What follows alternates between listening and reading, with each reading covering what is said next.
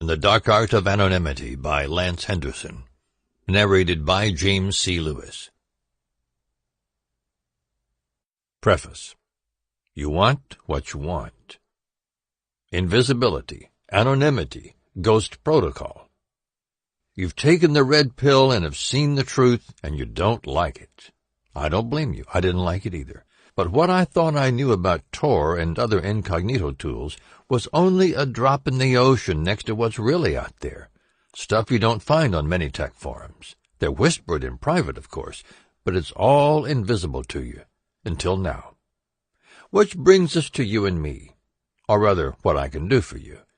It's amazing what a guy can learn in a decade when he rolls his sleeves up and gets his hands dirty. Private hacker forums. Usenet. Freenet. I scoured them all for years, and what I've learned isn't anywhere else on Amazon. Equally amazing is what you can learn for a few dollars and a weekend's worth of reading. That's me, and soon to be you.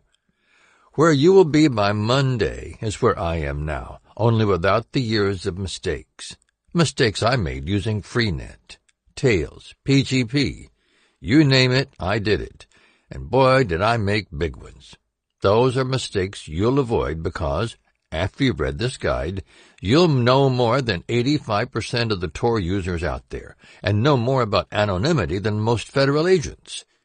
Even the so-called super hackers at the NSA, who only get by with the minimum amount of work every day, mostly involving eradicating your right to privacy. To that, if you don't come away satisfied, return it for a full refund. But I know you won't, because once you've taken the red pill, there is no going back. You can't unlearn what you've learned, unsee what you've seen, and you'll want more. Much, much more.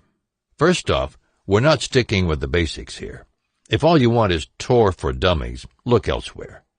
Where we're going is dangerous territory. It's shark territory, when you get right down to it. But don't worry. We've got shark repellent and everything you need to surf safe. You'll reap benefits you've only dreamed of, and by the time we're done, you'll have gained NSA-level anonymity skills with a counter-surveillance mindset that rivals anything anonymous or those goons of the NSA can come up with. They won't have a clue as to how to find you. Secondly, for a few dollars, you'll know every exploit those super hackers like to wield against Tor users, and more. How to avoid NSA tracking. Bitcoin anonymity. That is, real Bitcoin anonymity. OPSEC advice. Darknet markets. And dark coins. And, well, frankly, it's a very long list, and by the time you're done, you'll be a darknet artist when it comes to marketplaces and buying things cloak and dagger style. Third, we'll go over many techniques used by the CIA and FBI to entrap users. False confessions, clickbait, Tor honeypots. It's all the same when you get right down to it.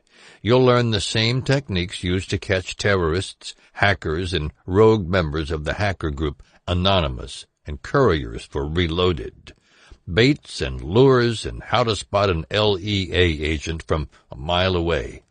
I break it all down into simple steps that you can understand. A few dollars for this info will save you a lifetime of grief. And no, you won't find it on Reddit or Ars Technica or Wired. If you're mulling this over, don't. You need this now, not when you're framed for something you didn't do. Fourth, reading the dangerous material herein requires you take action. The feds take action.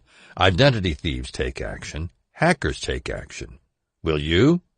You have to take action if you want results. What you're glossing over right now is no mere guide. It's a mindset. It's professional-level stuff meant to keep you and your family safe for a decade out, going far beyond apps and proxies, and it's all yours if you do two simple things. Read, then act. Simple, because you know what they say. Knowledge is power. No, strike that. Knowledge is potential power, your power, but only if you act. Lastly, the scene from Jurassic Park with Dennis Nedry, you may know him as Newman on Seinfeld, is a nice, frightful analogy to what happens if you don't take your security seriously. We see poor Nedry try to get his Jeep out of the muck in the middle of a tropical storm. Lightning unzips the sky and rain pours. The thunder rolls. A Dilophosaurus bounds upon him, beautiful and appearing curious. Yet boiling under his head lies a deadly secretion as it sniffs the air and cocks its head at Nedry, moments before spraying his chubby eyes with poison. Blinded, he staggers back to the safety of the Jeep, wailing and gnashing teeth, only to discover a visual horror to his right. He's left the passenger side door open, wide enough to let Mr. Curious in for a juicy evening meal, which it savors with a row of piranha-sharp teeth. The point is, don't be Dennis Nedry. There were far bigger creatures who'd like nothing better than to split your life and family wide open, if for no other reason because they can. Such is the nature of the elite. Unless, of course, you tame them, which is not bloody likely. Chapter 1. Is Tor safe in 2015? That seems to be the question, all right. As to what the true answer is, it really depends on who you ask, because there are always wolves in sheep's clothing out there to stand to gain from your ignorance. Many say no. A few say yes. The media, for all their expertise in things political and social, come up woefully lacking when something as complex as Tor is discussed. Case in point, Gizmodo reported that, in December 2014, a group of hackers managed to compromise enough Tor relays to decloak Tor users. If you're just hearing this for the first time, part of what makes Tor anonymous is that it relays your data from one node to another. It was believed that if they compromised enough of them, then they could track individual users on the Tor network and reveal their real-life identities. Kind of like how the agents in the Matrix find those who've been unplugged. As luck would have it, it turned out to be kiddie script hackers with too much time on their hands who simply wanted a new target to hack. Who knows why? Could be they'd toyed with the PlayStation network long enough and simply wanted a curious peek here and there. These were not super hacker-level NSA members either. But, as is usually the case with the media, this attack attracted the attention of a few bloggers and tech journalists unsympathetic to Tor, and frankly ignorant of what really constitutes a threat. The Tor devs commented on it too. Quote, "This looks like a regular attempt at a Sybil attack. The attackers have signed up many new relays in hopes of becoming a large fraction of the network. But even though they are running thousands of new relays, the relays currently make up less than 1% of the Tor network by capacity. We are working now to remove these relays from the network before they become a threat, and we don't expect any anonymity or performance effects based on what we've seen so far." What those conspiracy bloggers failed to report was that any decentralized network like Tor is a prime target for attacks such as the above. But to truly stand a chance at punching a hole through this matrix, hackers would need Tor to implicitly trust every new node that comes online. That just doesn't happen.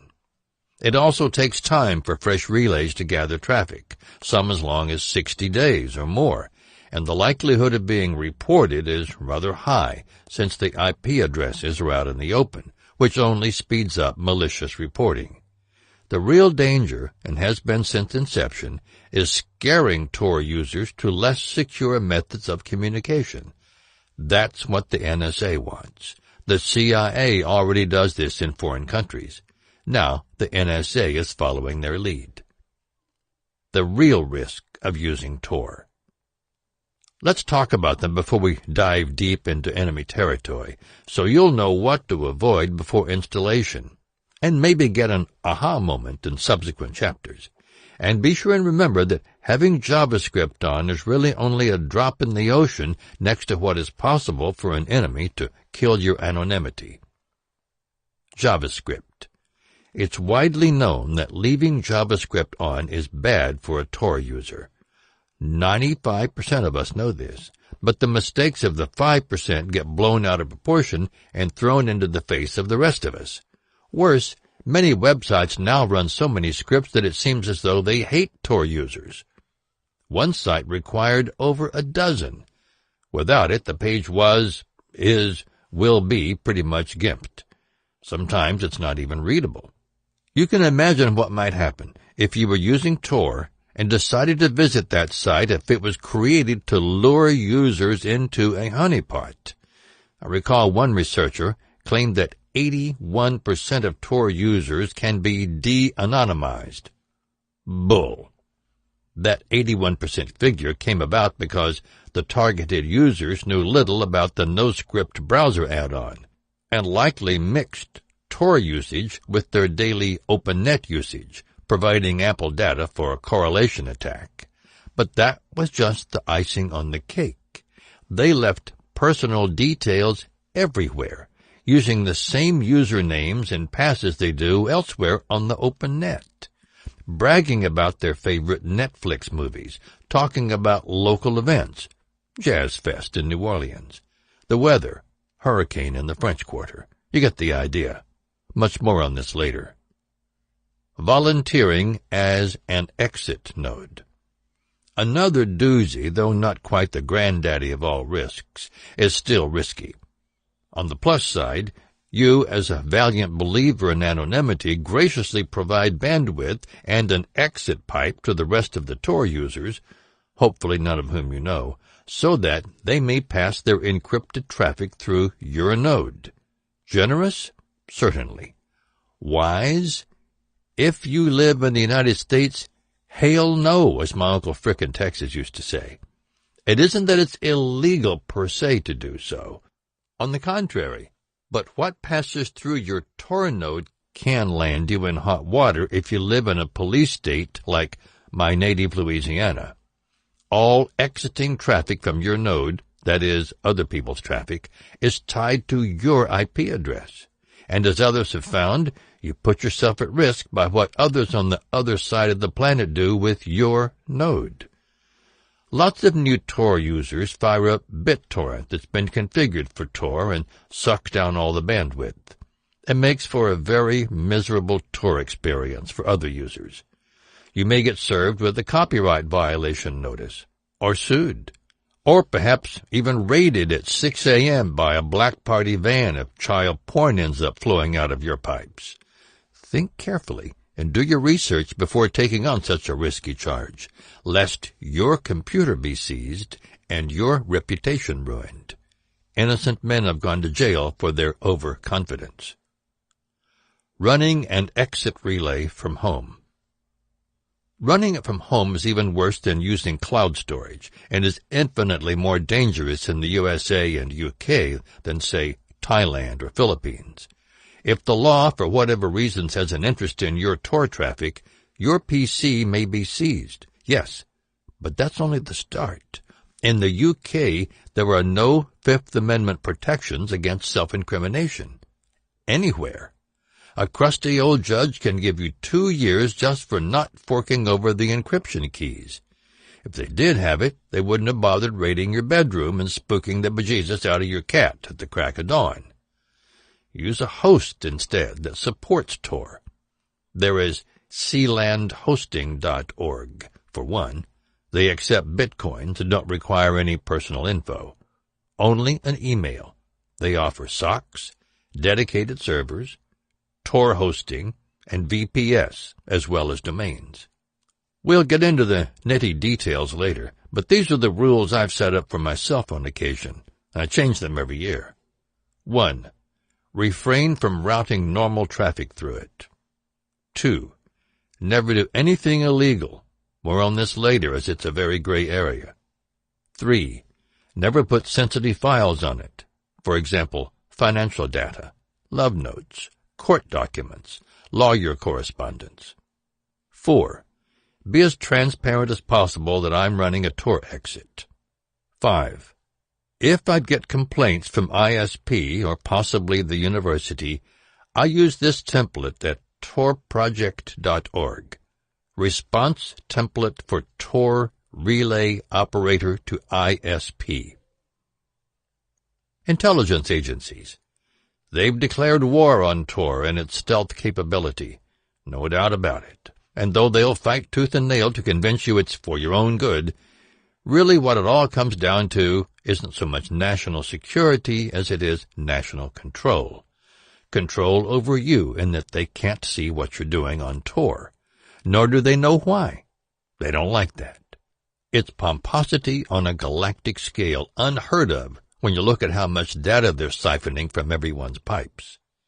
Every time some new revelation leaks out about Edward Snowden's mouth regarding the NSA, I think of the gyro captain from the Road Warrior film with Mel Gibson, the gangliest, sorriest excuse for a desert raider this side of the Fallout games, who's also frustratingly lovable.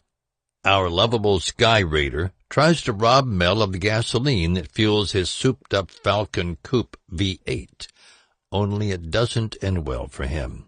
In the attempt, the poor sod makes himself a slave, a delicious reverse slavery pact that ends up with him carrying Mel's gasoline cans across the desert and Mel's dog nipping at his filthy heels as he begs Mel not to ice him right then and there. In fact, if it hadn't been for the mercy Mel kindly bestowed, his theft quite literally would have blown up in his face due to the custom bomb underneath the hood.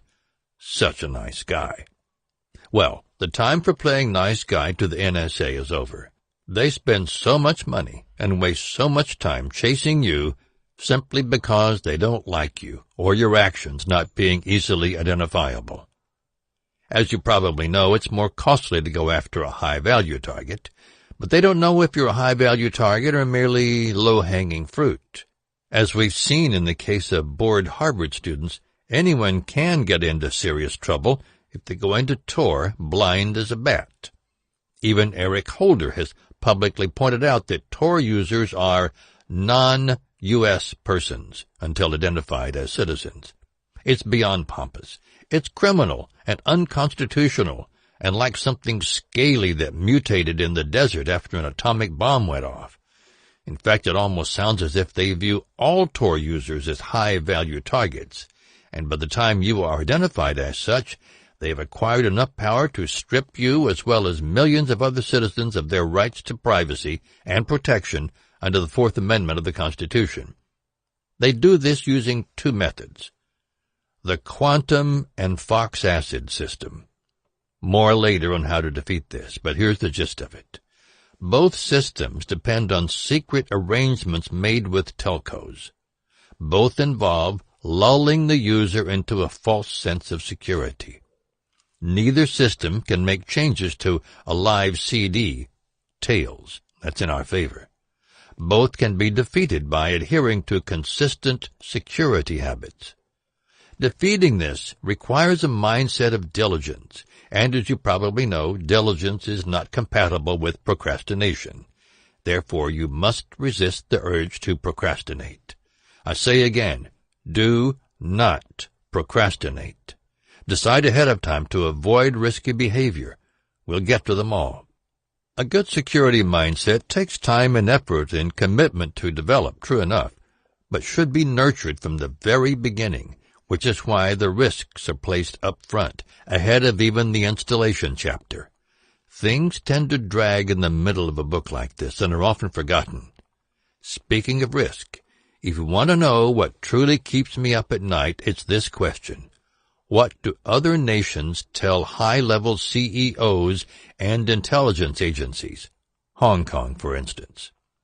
If the only thing I can trust is my dusty old 486 in my attic with Ultima 7 still installed atop my 28.8K dial-up modem, then it's safe to assume every commercial entity is jeopardized by the NSA.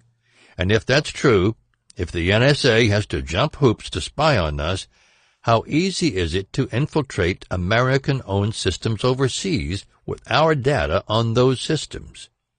If no corporation can keep their private info under wraps, then eventually the endgame may evolve into a Skynet grid similar to the Soviet-era East-West bloc, in which CEOs have to choose East or West. But that's like trying to decide whether you want to be eaten by a grizzly bear or a lion. That's jumping the gun a bit, but at least now you know the real risks, the main ones anyway. Every one of these risks can be minimized or outright defeated using knowledge that is in this book. The sad part is that most readers will forget roughly 80% of what they read. Those who take action will retain that 80% because they are making what they've read a reality, making brilliant chess-like countermoves when NSA threatens your queen. If you don't take action but merely sit there waiting forever to make your move, you forfeit the game. They win. So don't be like a frog in a slowly boiling pot of water, because not only will you perish, but your future generations will as well. All right then, enough about risks. Let's get to it. Chapter 2. Tor Step-by-Step Guide. Now let's answer what Tor is and what it does and what it cannot do. You've no doubt guessed by now that it's some kind of hacker's tool, and you'd be half right, but only from the perspective that a powerful tool like Tor can be used for just about anything. In fact, anything can be bought anonymously, except maybe voluptuous blondes in red dresses, as long as you're cautious in using it. Tor users get cocky and often get caught doing something illegal, like insulting the King of Thailand, or threatening the President of the United States with a pie in the face. Before you criticize Tor, try to remember that it's not about buying drugs or porn or exotic white tiger cubs. It's about anonymous communication and privacy, with the main function being that it grants you anonymity by routing your browsing session from one Tor relay to another, in essence masking your IP address, so that websites cannot know your real location. This gives the average PC user enormous power to act anonymously online. This power allows you to access blocked websites, Facebook if you're in China, access .onion sites that are unreachable via the open internet, threaten the president with a pie in the face and no Secret Service visit. It does all of this by a process called onion routing. What's onion routing, you ask? Think of it as a multi-point-to-point proxy matrix. Unlike peer-to-peer applications like BitTorrent or eMule, which expose your IP to everyone, Tor uses a series of intermediary nodes, and thus IP addresses, that encrypt your data all along the network chain. At the endpoint, your data is decrypted by an exit node, so that no one can pinpoint your location or tell which file came from which computer. Due to this anonymizing process, you are anonymous on account of the packed onion layers that hide your true IP address, hence the onion symbol of Tor. It's even possible to build a site such that only Tor users can access it, also called onion sites. Though technically challenging, you don't need a PhD in computer science to build one, or even a bachelor's degree. You don't need to know how to code at all. And these onion sites are inaccessible by anyone using the regular web and regular non-Torified Firefox. We'll delve deeper into that later, as well as how to construct a fortress of doom that nothing, not even the NSA, can penetrate. Installation.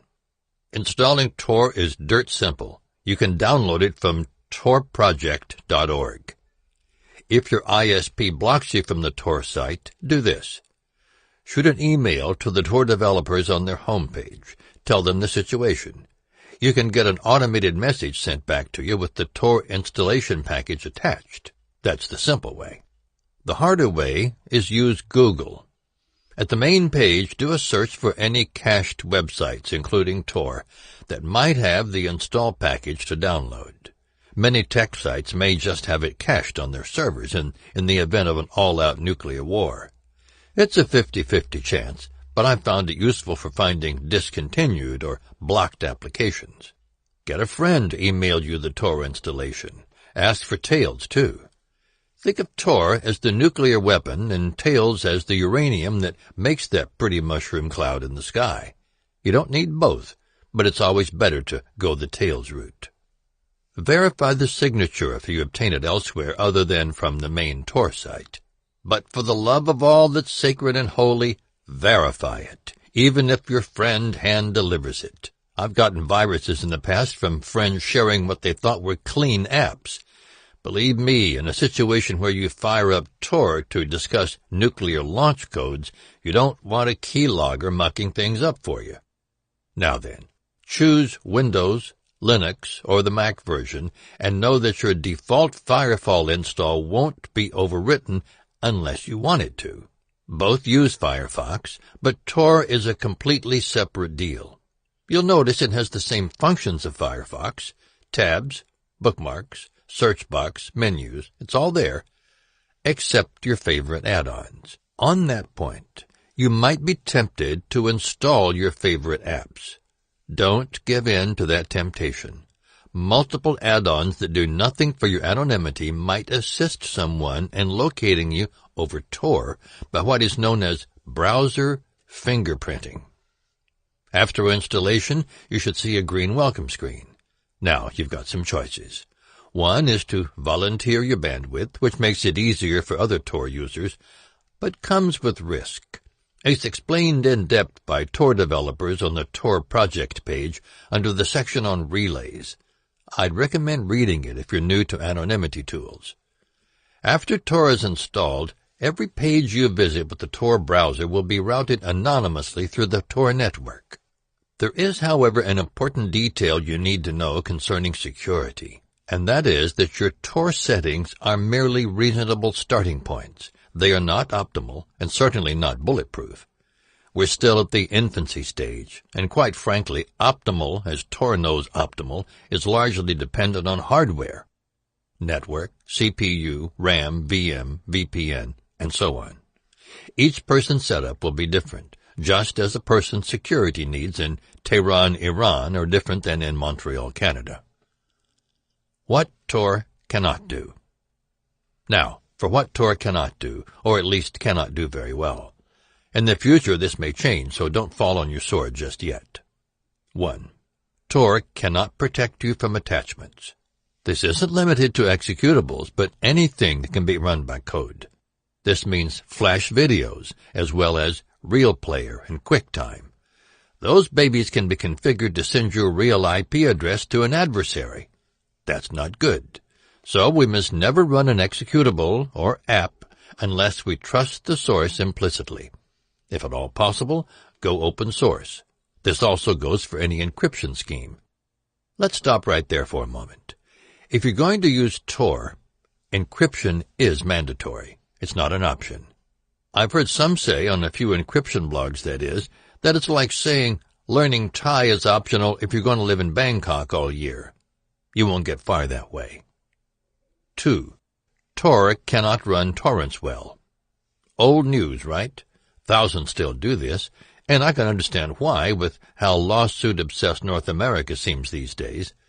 Better safe than sorry, they claim.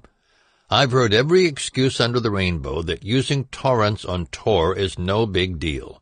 The only problem is they are safe and everyone else is sorry. Tor cannot do P2P apps like eMule and LimeWire without making everyone else's Tor experience miserable. It simply sucks down too much bandwidth. In addition to some exit nodes blocking such traffic by default, it's been proven that an IP address can be found by using torrents over Tor. eMule 2 uses UDP, and since Tor supports TCP protocol, you can draw your own conclusions about what that does to your anonymity.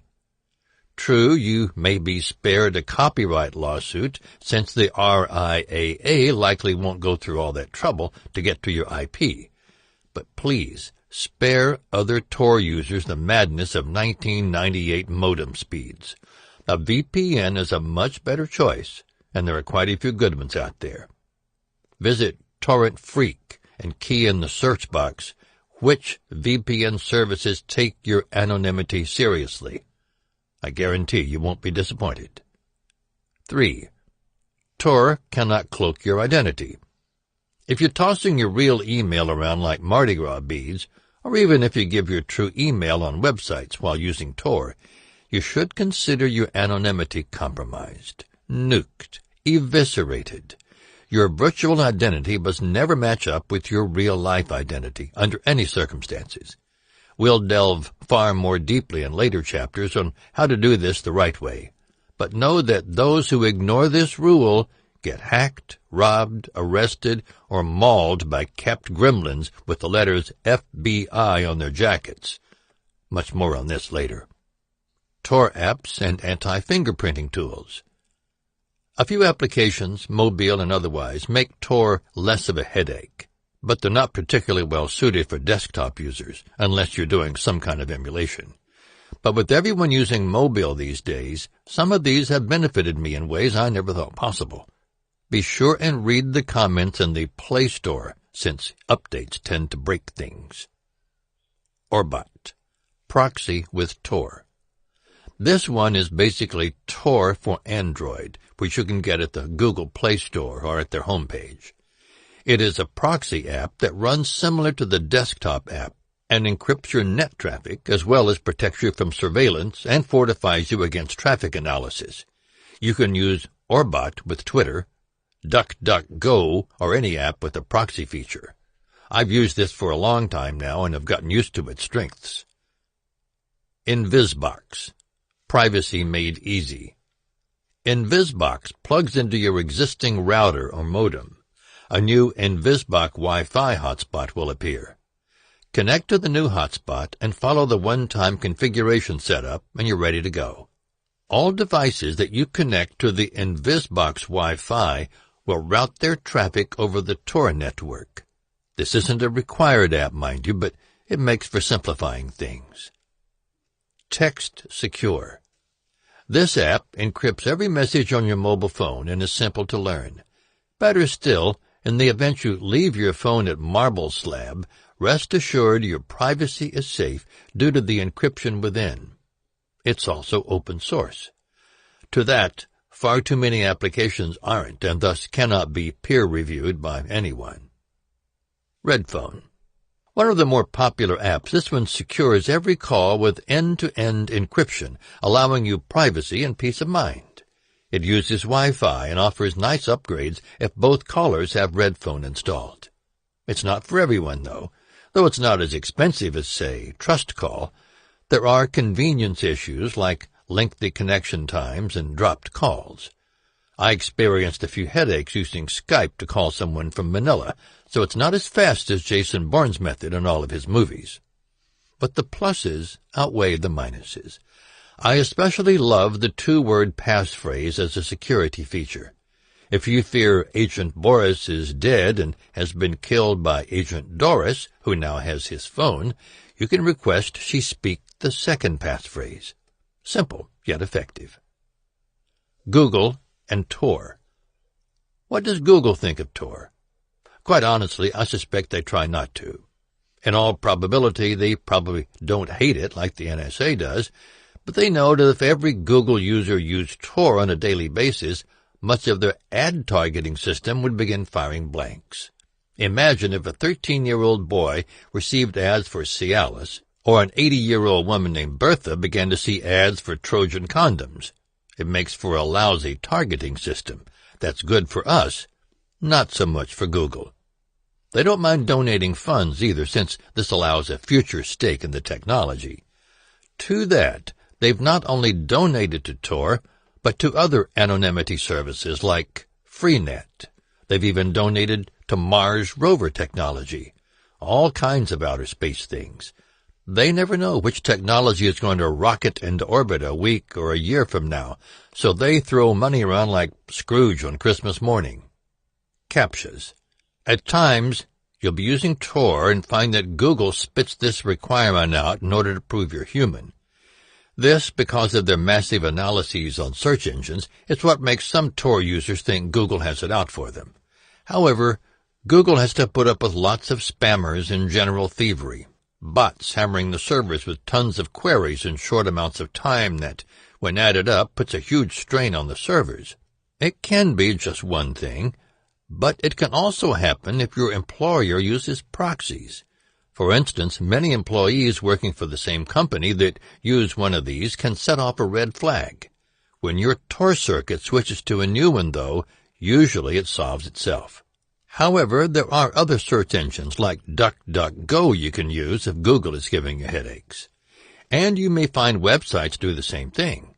Again, this is on account of so many exit nodes, all of which are publicly visible to any website administrator. Slamming the website with such traffic often mimic those of a spam bot, the kind Russian and Chinese outfits like to use. Tor developers have some interesting things to say on this topic. Spider Oak. Normally, I warn against using cloud service for anything you want private.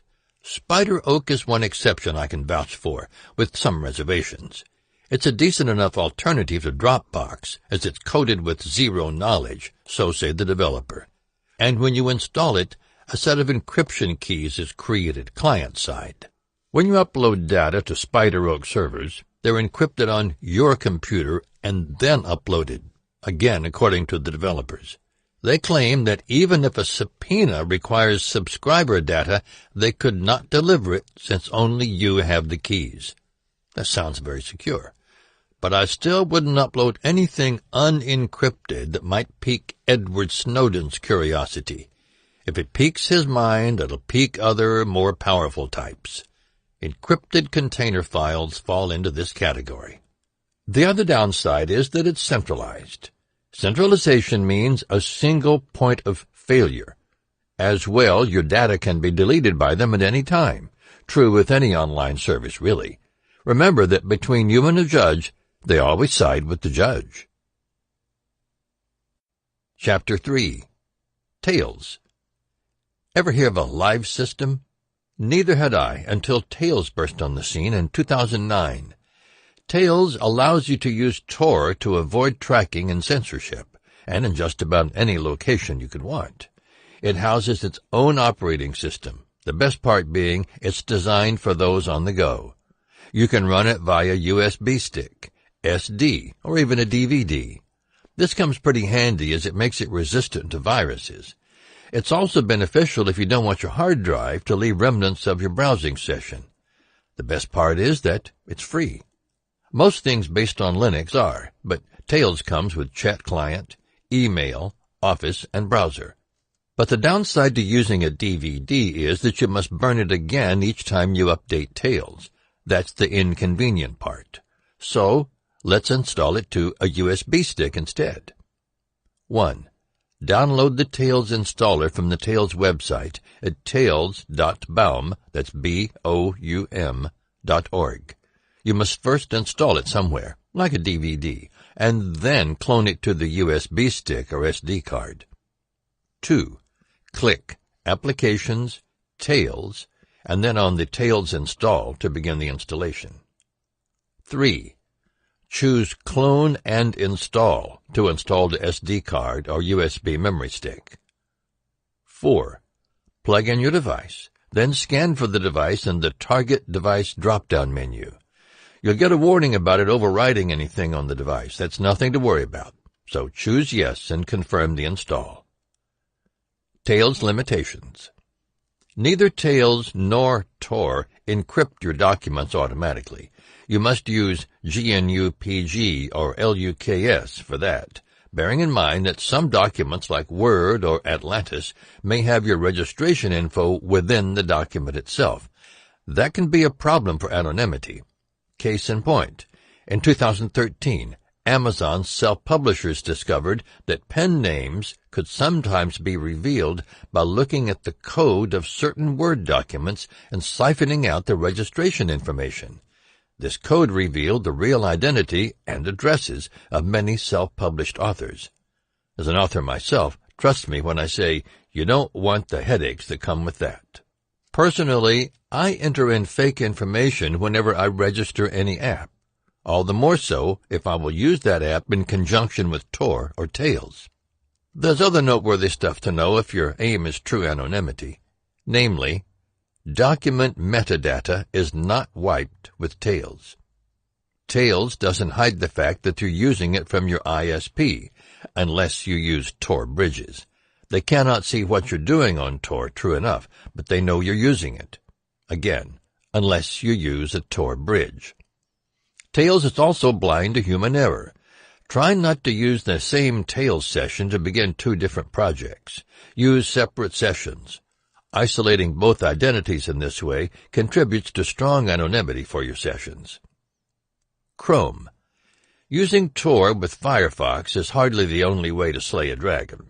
There's also Chrome.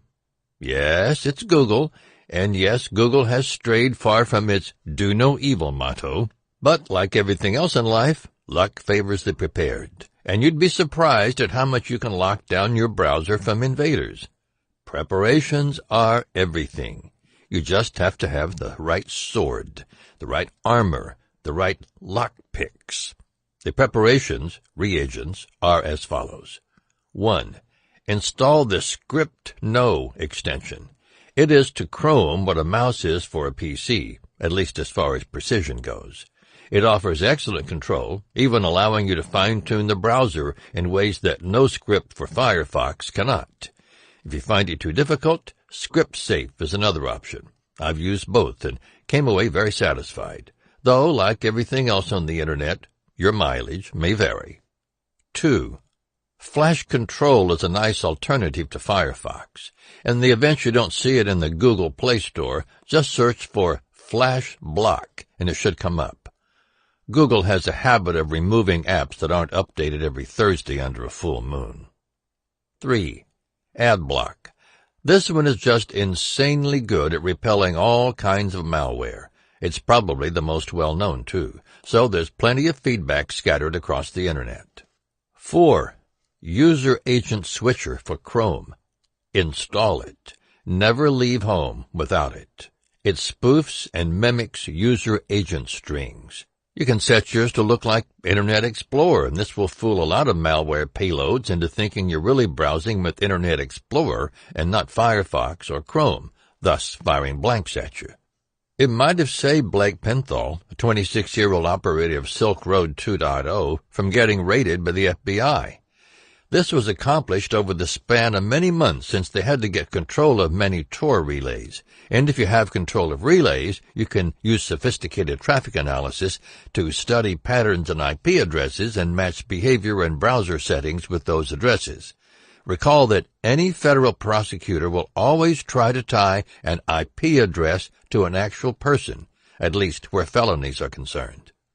Let me repeat. An IP address can be considered an identity for the purposes of prosecution. It really matters little if you're bad-mouthing the King of Thailand or inciting a revolution in Tehran or flipping off the vice president. We're all a number to them for their own agendas. Those of you with student loans know this perhaps more than anyone else. This will change as time goes on, of course, as Tor competitors like Freenet and other apps evolve to offer what Tor cannot. Ivan Pustogorov goes into much more detail here on this uncertain future, but suffice to say that the FBI did their homework, and when all was said and done, had more resources on identifying lazy users than a typical VPN would. 5. Canvas Blocker. And another great plug-in for Firefox. This baby prevents sites from using JavaScript Canvas API to fingerprint users. You can block it on every site, or block only a few sites. It's up to you. The biggest thing for me is that it doesn't break websites. More information can be found at browserleaks.com. Here are your choices. Block Readout API.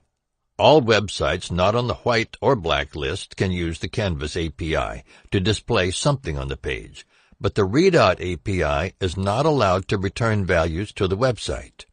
Fake Readout API. Canvas Blocker's default setting and my favorite. All websites not on the white list or black list can use the Canvas API to display something on the page, but the Readout API is forced to return a new random value each time it's called. Ask for Readout API permission.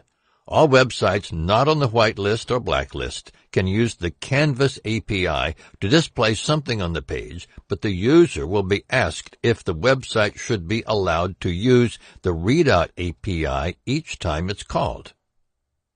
Block everything. Ignore all lists and block the Canvas API on all websites. Allow only whitelist. Only websites in the whitelist are allowed to use the Canvas API. Ask for permission. If a website is not listed on the whitelist or blacklist, the user will be asked if the website should be allowed to use the Canvas API each time it's called. Block only blacklist. Block the Canvas API only for websites on the blacklist. Allow everything. Ignore all lists and allow the Canvas API on all websites. As you can see, it's powerful stuff. Deadly Firefox options. Firefox. You might be tempted to enable Check for Counterfeit Websites in Firefox. Do not do this, because it will relay sites you regularly visit to Google's servers. Google's predictive text search is also bad, as it relays keystrokes to Google as well. To change it, you have to do it manually by going into About:config in the Firefox address bar. Now let's look at some other privacy settings you might want to know about. JavaScript. This one you should avoid like the Black Plague, because using it on the Tor network is equivalent to drinking from a well contaminated by the plague in the year 1350. You may notice it's turned on by default under the Firefox Options tab, though. The reason is spelled out in the Tor developer team. We configure NoScript to allow JavaScript by default in Tor browser because many websites will not work with JavaScript disabled.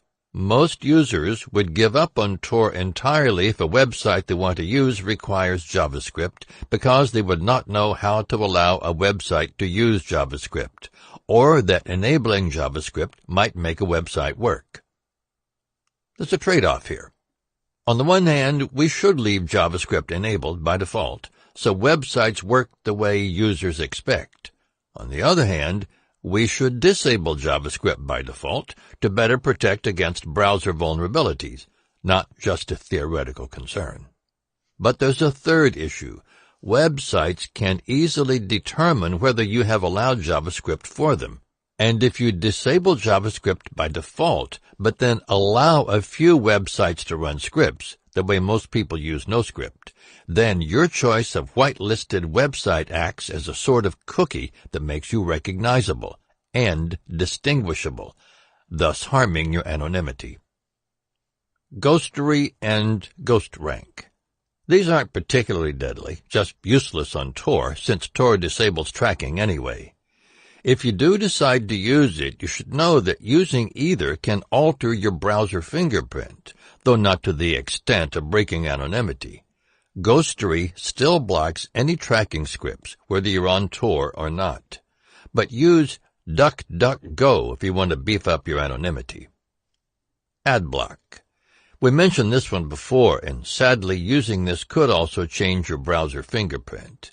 Also, Adblock has what they call acceptable ads enabled by default. And there is also the scandals that Adblock has been in over the years, one implying that Google paid the Adblock CEO for Google ads to be shown. You can draw your own conclusions about that, but with so many users applying pressure, you can rest assured that you're not just a number to them anymore. Besides that, the basic idea of the Tor browser bundle is to use as few add-ons as possible.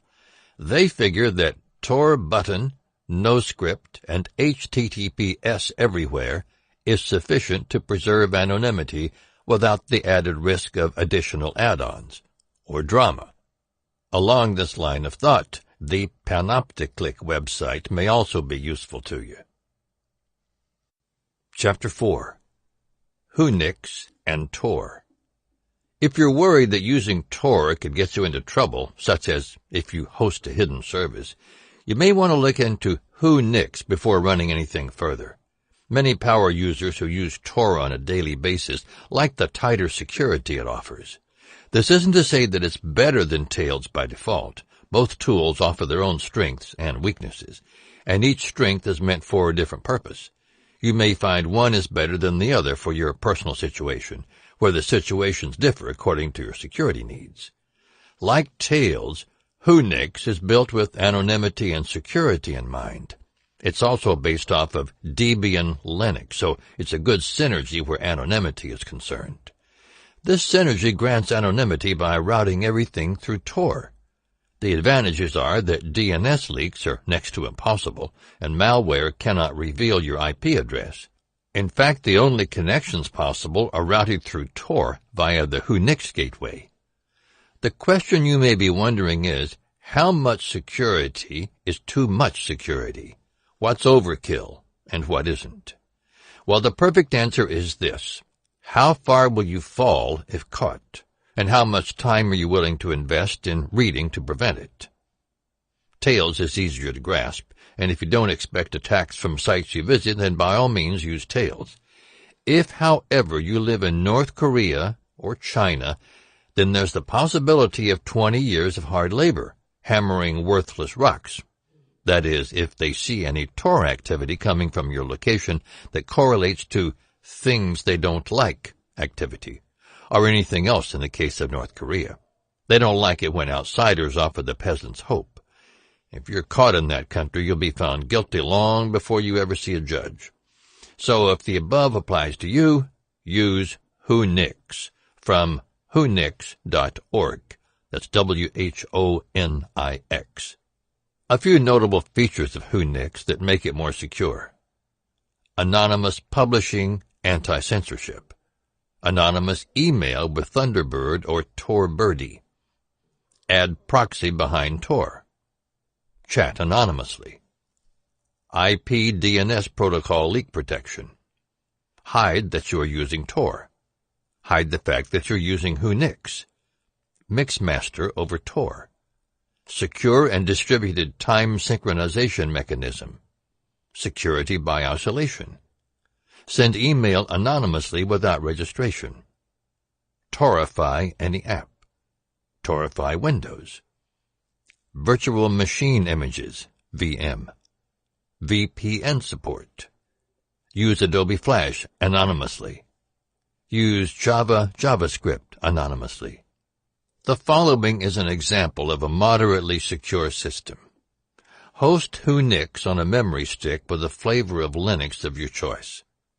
Use a VPN you trust. Use Mac Changer to spoof any Mac address for every session, but know that Whonix doesn't hide your Mac address from sites you visit. If Mac Changer isn't to your liking, give Technitium Mac Address Changer a try. That's Technitium, Technitium. Two other things to note where security is involved. Avoid regular calls of non-Tor Wi-Fi tablets if you're using cafe Wi-Fi. Know as well where every CCTV is located in the area you plan to use Tor. MAC addresses. We mentioned MAC addresses. As technology would have it, your new Wi-Fi Ethernet card has something that can aid intelligence agencies in tracking you. It's a 48-bit identifier burned in by the manufacturer, sort of like an IMEI for your phone. If by chance you weren't thinking clearly and bought your computer with Tor in mind using a credit card, you might later get targeted by an FBI NIT that swipes your MAC number. A NIT is short for Network Investigative Technique. If that happens, you're toast. You'll be tracked by some lackey working for them with far too much time on his hands. You can find more info on this Tor spoilt at the InfoSec Institute website. The way to defeat this is to have a disposable MAC address, the number, not the Apple product, one that you bought with cash with no security cams looking over your shoulder. That way you can get rid of it in a flash or swap it out if you realize they're onto you. They're also soft configurable, and, believe it or not, Tails itself alters this randomly with every session. With the virtual machine, the FBI NIT may target a MAC number from the virtual box pool. This isn't really an issue unless they happen to raid your house and grab your system simultaneously. So, swapping this out on a daily basis, as you probably guessed, can be quite a pain. It's mainly for guys who run illegal markets on the deep web, guys who are always in the crosshairs of alphabet agencies. But then, so can you. I found it pays to think of oneself higher than what one is actually worth when traversing dark nets. In other words, thinking of yourself as a high-value target. You'll subconsciously program yourself to research more, learn more. Everything from bad security mistakes to bad friendships to bad business practices. To that, you don't have to be in the top 5% of guys who've mastered network security. Being in the top 25% pool is more than enough to make the man get frustrated enough to look for his flashy headlines elsewhere, like a low-hanging fruit named Nasty Neb who lives in his mother's basement, for example.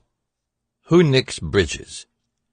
If you live in a communist hellscape where even mentioning Tor can get you into trouble, using a bridge with who nicks can be quite literally a lifesaver. What bridges are? Bridges are obfuscation tools used to cloak your Tor usage from a nosy ISP or government who might see you're using Tor, but not know what you're doing with it. To that end, Tor bridges are alternative ways to enter the Tor network. Some are private, many are public. Some are listed on the Tor homepage. In a hostile environment, you can see the value of using it to your advantage as it makes it much more difficult for an ISP to know you're using Tor.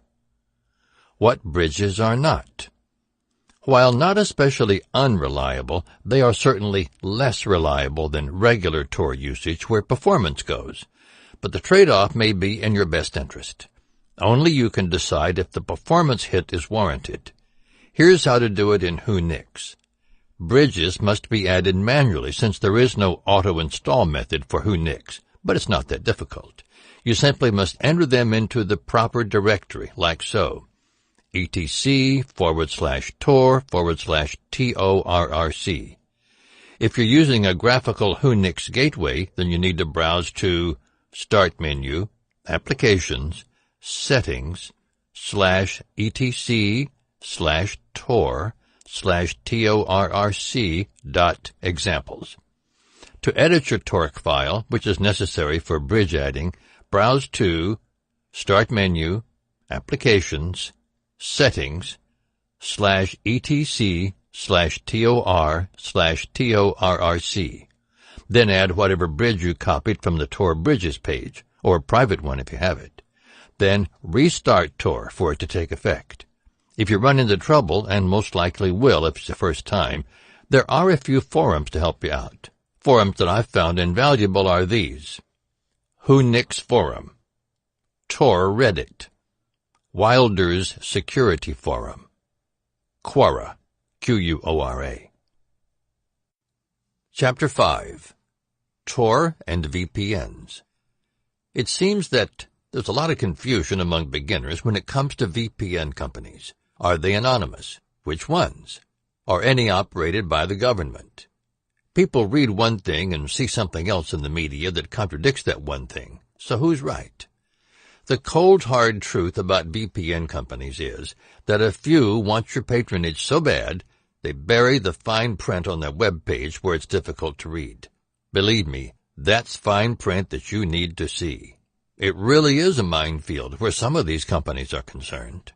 For this reason, you need to decide whether you want privacy or anonymity. They're different beasts that require different setups.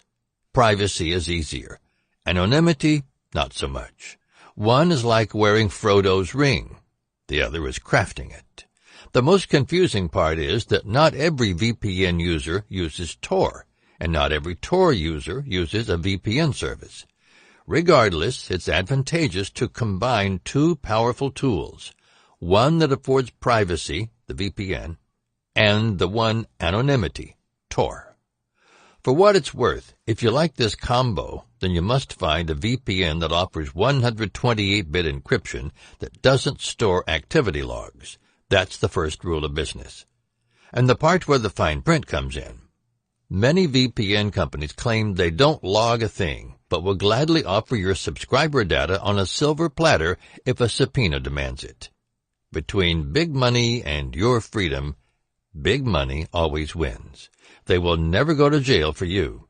Ever. So, do your due diligence and research beyond what you see in forums, since many of these companies outsource fake reviewers to write up glowing comments about them. Now then, obviously, a VPN service is not anonymous by default. Providers love to tout that it is, but let's face it, there's nothing anonymous about using someone else's line if you left a money trail leading straight to your front door. Enter Tor, slayer of gremlins, and we know what is better for you, nanny staters. Tor makes for an extra and formidable layer of security, in that the thieves must go an extra step to steal from you. Thieves come in all flavors, from simple jewel thieves to border guards who want to make you as miserable as they are. So it's a good idea to ensure all the holes in your Tor installation are filled and the system is updated correctly.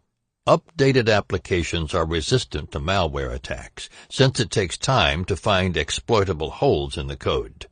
Only if you don't update, then it doesn't matter which VPN you use with Tor, since your session can be compromised. Here's what you can do. Option 1, pay for a VPN anonymously. That means no credit cards, no verified phone calls, no links to you or anyone you know. In fact, leave no money trail to your real name or city or livelihood at all, and never connect to the VPN without Tor.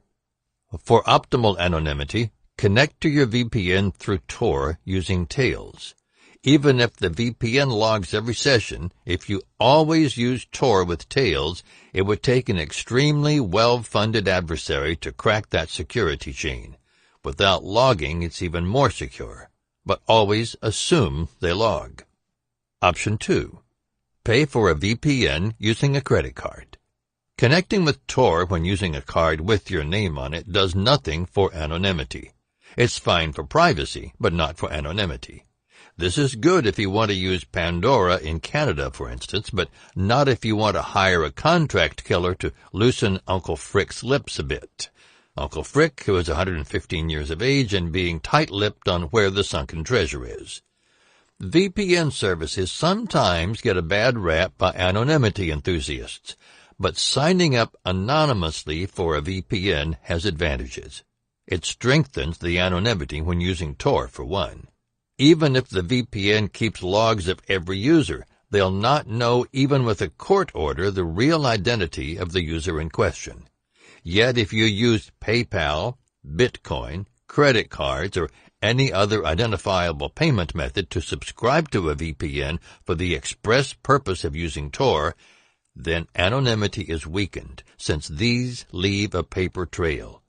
And just so you know, using Bitcoin itself is not 100% anonymous. Nothing really is. But you can get very close, say 98%, if you implement good OPSEC along with good security practices. The real down and dirty gutter downside is .onion sites. These are sites that can only be accessed by using Tor. The problem is the last link of connectivity for these sites needs to be Tor, not the VPN. You'll understand what is involved once you connect with one. This brings us to our next question. How Tor-friendly is the VPN? That depends on you. Spammers use Tor. Hackers use Tor. Identity thieves use Tor. A few VPNs have reservations about letting users attain that elusive 98% anonymity by signing up anonymously. But if you sign up anonymously, then you have little fear, since at that point it's their butts on the line. Only there's one problem. The hardliners at the FBI don't like this. In fact, they'd just as soon go after you if you have a VPN over Tor. Might a person come along under twice the suspicion by using both? Maybe. From fee.org. Quote, The investigative arm of the Department of Justice is attempting to short-circuit the legal checks of the Fourth Amendment by requesting a change in the federal rules of criminal procedure. These procedural rules dictate how law enforcement agencies must conduct criminal prosecutions, from investigation to trial. Any deviations from the rules can have serious consequences, including dismissal of a case. The specific rule the FBI is targeting outlines the terms for obtaining a search warrant. It's called Federal Rule 41B, and the requested change would allow law enforcement to obtain a warrant to search electronic data without providing any specific details as long as the target computer location has been hidden through a technical tool like Tor or virtual private network. It would also allow non-specific search warrants where computers have been intentionally damaged, such as through botnets, but also through common malware and viruses, and are in 5 or more separate federal judicial districts.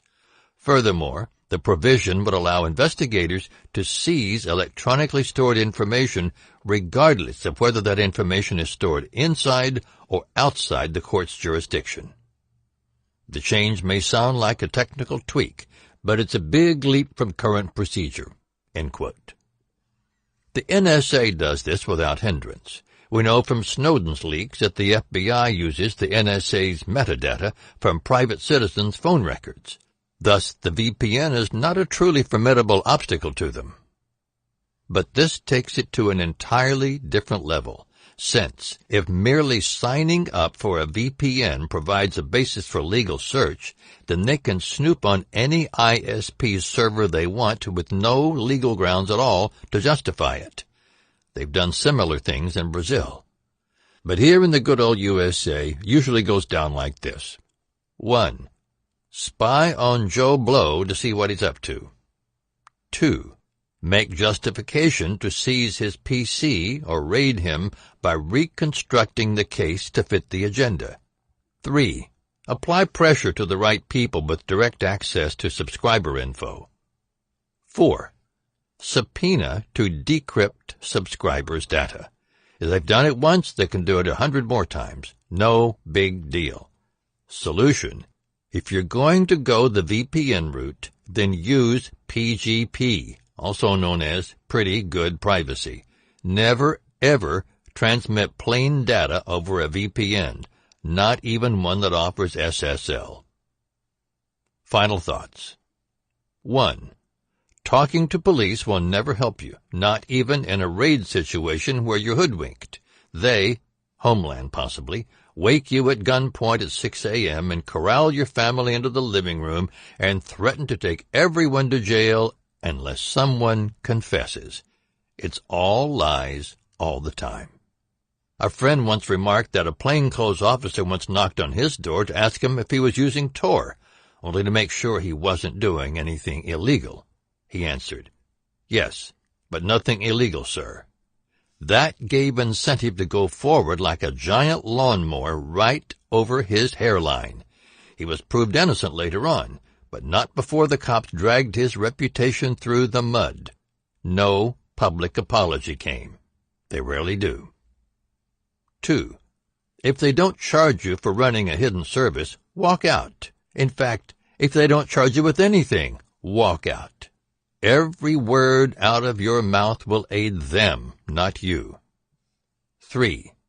You have no reason to justify anything done in your own home to them or anyone else. The responsibility of proving guilt rests on their shoulders, not yours. If you're in a situation where you have to talk or give up your encrypted laptop, always give up your laptop first. Laptops are cheap and easy to replace. 5 years is not. Using Bitcoins to sign up anonymously to a VPN service. Bitcoins are not designed for absolute anonymity, but neither are VPNs. They're designed for privacy. So, why use them? Well, because any extra layer that strengthens your anonymity is a layer you want. But just as with any advanced tool, you can lessen anonymity if you get careless with it. Good, tight anonymity tools can be a bane or a boon. A boon provided you do your homework. If not, folly and embarrassment ensue. Maybe even a situation where, depending on the country you're in, you might as well slap the cuffs on yourself. It's sad that the times have come to this predicament. So let's consider how one pays for a VPN and obtains this level of absolute anonymity, recognizing that a VPN by itself will do nothing to further this goal. It's only one tool in a toolbox full of expertise, and Bitcoin is only one of them as well. You wouldn't try to repair a Camaro engine with only a wrench, would you? On to Bitcoin. Bitcoins are open-source coins, a digital currency that utilizes code like P2P. And, like real money, you can buy online products with it.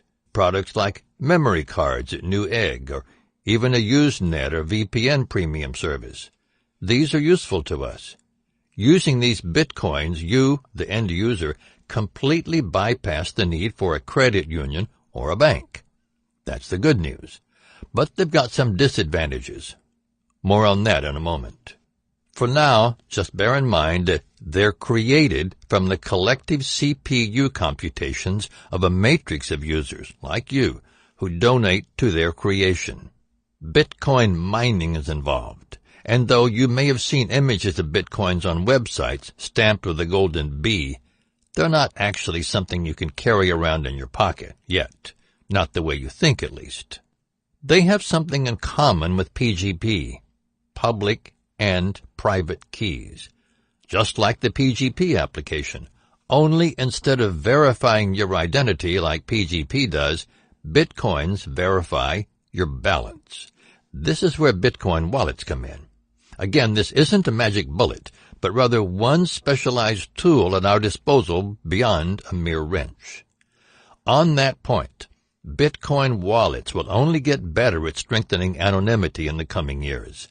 They'll accomplish this by breaking the trail to our real identities, since their development is constantly evolving to counteract attacks.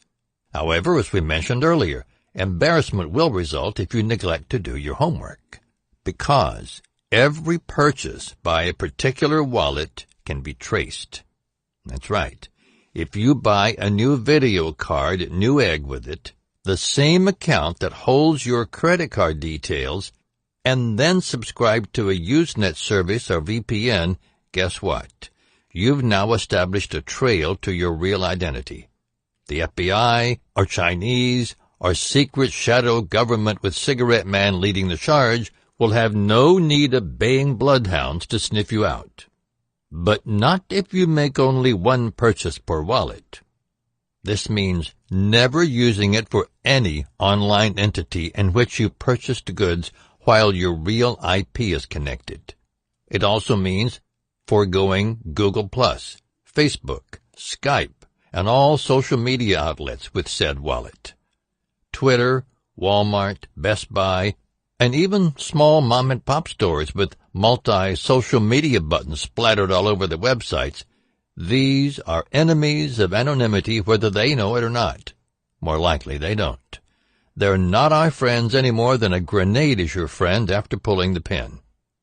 A single individual may hold several addresses and make only 2 purchases a year, but if he cross-contaminates them by mixing up, each transaction is recorded in the Bitcoin blockchain, then anonymity is weakened, and in most cases destroyed by his own making. That's not good. The trick is this: don't create a pattern. A string of purchase creates a pattern. The exact sort of pattern Google and Amazon code into their algorithms to search and better target you with interest-based ads. That's bad for anonymity, and that's far from the worst that can happen. We get around this problem by using Bitcoin mixers. These weaken the links between several different Bitcoin addresses, since the history of that purchase is wiped by the exchange of Bitcoins among other Bitcoin users. There are a few options available to you. One is Bitfog, but there are many others. Bitcoin wallets. In order to subscribe to a VPN or buy anything online with Bitcoins, a Bitcoin wallet is required. The good news is that more than one type is available to us. We'll go through each one and list their pros and cons to better help you decide which is for you. Desktop wallet. A desktop wallet is what I use, and for good reason. I have absolute control over it. Not to mention the thought of having to access my money on someone else's web server defeats the entire notion of anonymity. I would never store my encrypted files in the cloud, and neither should you. At least, not without an insanely secure system. Think about it. Would you bury your safe in the neighbor's yard with a for sale sign out front? It's the same deal here, with a number of not too comforting scenarios that could materialize. The server could go down. The company could go bankrupt. Any person on the other end of the hosting site could, theoretically at least, install a keylogger without your knowledge. And believe me, those nasty buggers are a pain in the patella to get rid of once you got it. Desktop wallets aren't perfect, mind you, but they're way better than trusting anything to the cloud. One downside, however, is that you must back up your Bitcoin wallet, an especially imperative task as it may contain a lot of money. I do this quite religiously every week, as should you, and not just with Bitcoin-related data, but all my data. The motto I like to follow is, if it's not backed up to 3 different forms of media, then it's not backed up. Works for me. My apologies if this all sounds like a Sunday sermon, but some of this stuff really must be taken as gospel truth. And I only wished someone would have told me years ago never to trust just one backup. Mobility travel wallet. Next, we come to the travel wallet. As the name implies, you carry this on you to make purchases in the same way you would a credit card. It makes for great convenience if you travel internationally. There are many types of wallets that fall into this category, such as Coinbase and Electrum, but I found Multibit to be the easiest to learn. It's available in both Linux and Windows flavors and offers a passphrase option. Even the balance sheet looks like a PGP interface.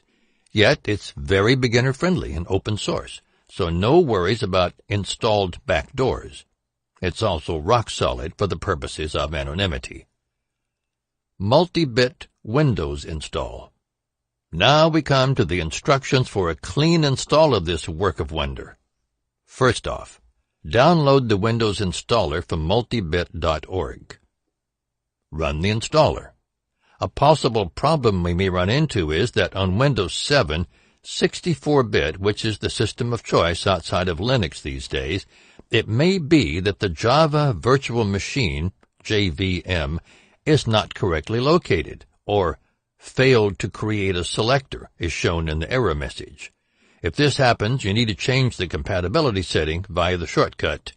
Choose the compatibility dialog, right-click icon, Properties, Compatibility. Choose Run this program in compatibility mode for Windows XP SP3. Check the box Run this program as an administrator. Multibit Linux install. This can be a little daunting if you've never used Linux before, so now's a good time to learn since Linux gives you far more control than Windows. If you're a Linux fan to begin with, and you should be if anonymity is something you want, then download the Linux Unix installer at the multibit.org website. Next, open a terminal window and create an installer executable with chmod plus x multibit -0.5.18-linux.jar. Now run the installer. Java -jar multibit -0.5.18-linux.jar. Then install. Afterwards, you'll have a shortcut to start Multibit in your application's other menu. If you see no Multibit shortcut, you can run Multibit manually by doing the following. Open a terminal window and cd to your installation directory and type java-jar multibit-exe.jar. Now then, we come to the point where it's time to purchase some bitcoins. There are a few useful guides around which list possible advantages unique to your geography. As you will find, there are several options, but what we want to do is to execute an offline option, to buy bitcoins off the grid, which cannot be traced. Cash only, so to speak. The local Bitcoin site looks promising, as does Trade Bitcoin. But as trade looks offline, let's go with local Bitcoins. After you choose a Bitcoin outfit, you must sign up for the site anonymously, but be aware of the interest charges, which vary from one to another depending on how much you want to deal in. For this transaction, use an email in which you anonymously signed up. That means using Tor browser and or Tails setup. No Facebook or other social media search cookies present on your machine. And finally, use one that's only been accessed for Tor or Bitcoins. Choose Purchase on the seller's page and the amount you wish to buy. Remember, we're not buying a house here, only a VPN to use with Tor. Once funds are transferred out of escrow, you'll be notified. Notice that the trader you are dealing with might be able to see your financial information, that is, which bank you use, but you can always opt to meet up in person if you wish. This carries a whole other set of offline risks which are far too deep a topic for this book, though my Invisibility Toolkit book goes into this on an international level. Lastly, verify that the funds are in your Bitcoin wallet before going any further. Paying for the VPN to use with Tor. Now it's time to pay for your VPN service, anonymously. Let's choose AirVPN at $9 per month, and who also accepts Bitcoins for payment. First, sign up for the service, but do not put any information that you've used on any other site, info such as usernames or passwords. Also, since we don't need to input any banking information, no money trail will be traced to us. The email we use is a throwaway email, one that you, hopefully at least, used Tor to sign up with. Second, give them the wallet address for a Bitcoin payment. Hit Send. You're done. Like any Usenet service, a VPN service will send confirmation to your email with details you need to use that service. Afterward, you can see the details of this payment in your Bitcoin wallet. As you can see, a PhD in computer science is not needed for this extra layer of anonymity. The problem with the mass of people on Tor, however, is that they cannot be bothered to do these simple extra steps. That's bad for them, good for you. Those who wear extra armor are often the ones left standing after a long battle. It's true that warriors with heavier armor can't swing a sword as fast as though with light armor, and they can't run as fast, but then they don't really need to. That's the whole point. At any rate, there's but one little topic left to discuss, and it's the most important. Chapter 6. Using your real name online outside of Tor. This is a big one that I'm guilty of breaking. I've since forgiven myself because now I know that even anonymity nuts can crack under peer pressure. Every now and then we do something galactically dumb, like use Facebook over Tor. Thanks, Grandma. Regardless, one question that she asked at the time, which kept hounding me like a baying dog back then, was this: what kind of danger is there in using your real name online? I hate to say it, but even with all I've learned, the answer is still the same now as it was way back when Facebook first hit the scene. In fact, I suspect it's the same now as it was in my early teens when I crept around an online watering hole called the well. The answer is, it depends. Law enforcement and prospective employers who will mine your social media profiles for data are often worse than the thieves who rob you in broad daylight. They salivate when you announce on Twitter you'll be out of town for 2 weeks. Then they strike, and strike fast. Thieves, while unsavory brutes who are often dullards to be sure, are more honest in their profession than a lot of the corporate behemoths that do things behind your back. Employers are the worst of the lot. As hypocritical as Harvey Two-Face. They demand transparency in your life, but never their own. Make an inflamed political post, or drink wine on vacation in Bora Bora with half-naked Filipinas, those fire twirlers doing their thing, and you could lose your job, or even be denied one. Not kidding. It happens to people you'd least expect in places that seem like the Eden. Likewise, if you mention on your resume that you use Tor, that's a red flag. It's not only Google that gives Tor the stink eye. You may even one day hear this from an employer in an interview. I've noticed you're a big fan of Tor and other anonymity tools that shield your IP address and prevent better relationships between consumers and companies. Could you elaborate on why you need an anonymizing service? We like transparency in our employees and in our consumers. Truthfully, your answer can sound something like Einstein said on his best hair day, and it can still rub them the wrong way, especially if you take pride in it, or worse, rub their noses in it, as I did. Yes, I was actually tasked with explaining why I liked Tor in an interview, and all for a position that handled a lot of money. Putting aside for a moment the fact that Tor is not suitable for counterfeiting or bank theft, as soon as she said consumer, I knew what she really thought of me. That, my friend, was the dead giveaway. Consumer is a word meant for the animal kingdom like male or female. Squirrels, for instance, or masked raccoons, or other garbage-thieving vermin. You know, beasts that roam on all fours and are slaves to instinct. Beasts that don't pray, forgive, or sing praises to a higher being they can neither feel, see, nor hear. That's what I thought of when she used that word. I'm thankful for the upfront honesty, actually. But what really bothered me was the casual way it was asked. Like every applicant should have something to hide if they like anonymous communications. Like some wet-behind-the-ears, greased-up code monkey in the hacker clan. Anonymous and up to no good. At any rate, she didn't like my answer. Because I value freedom.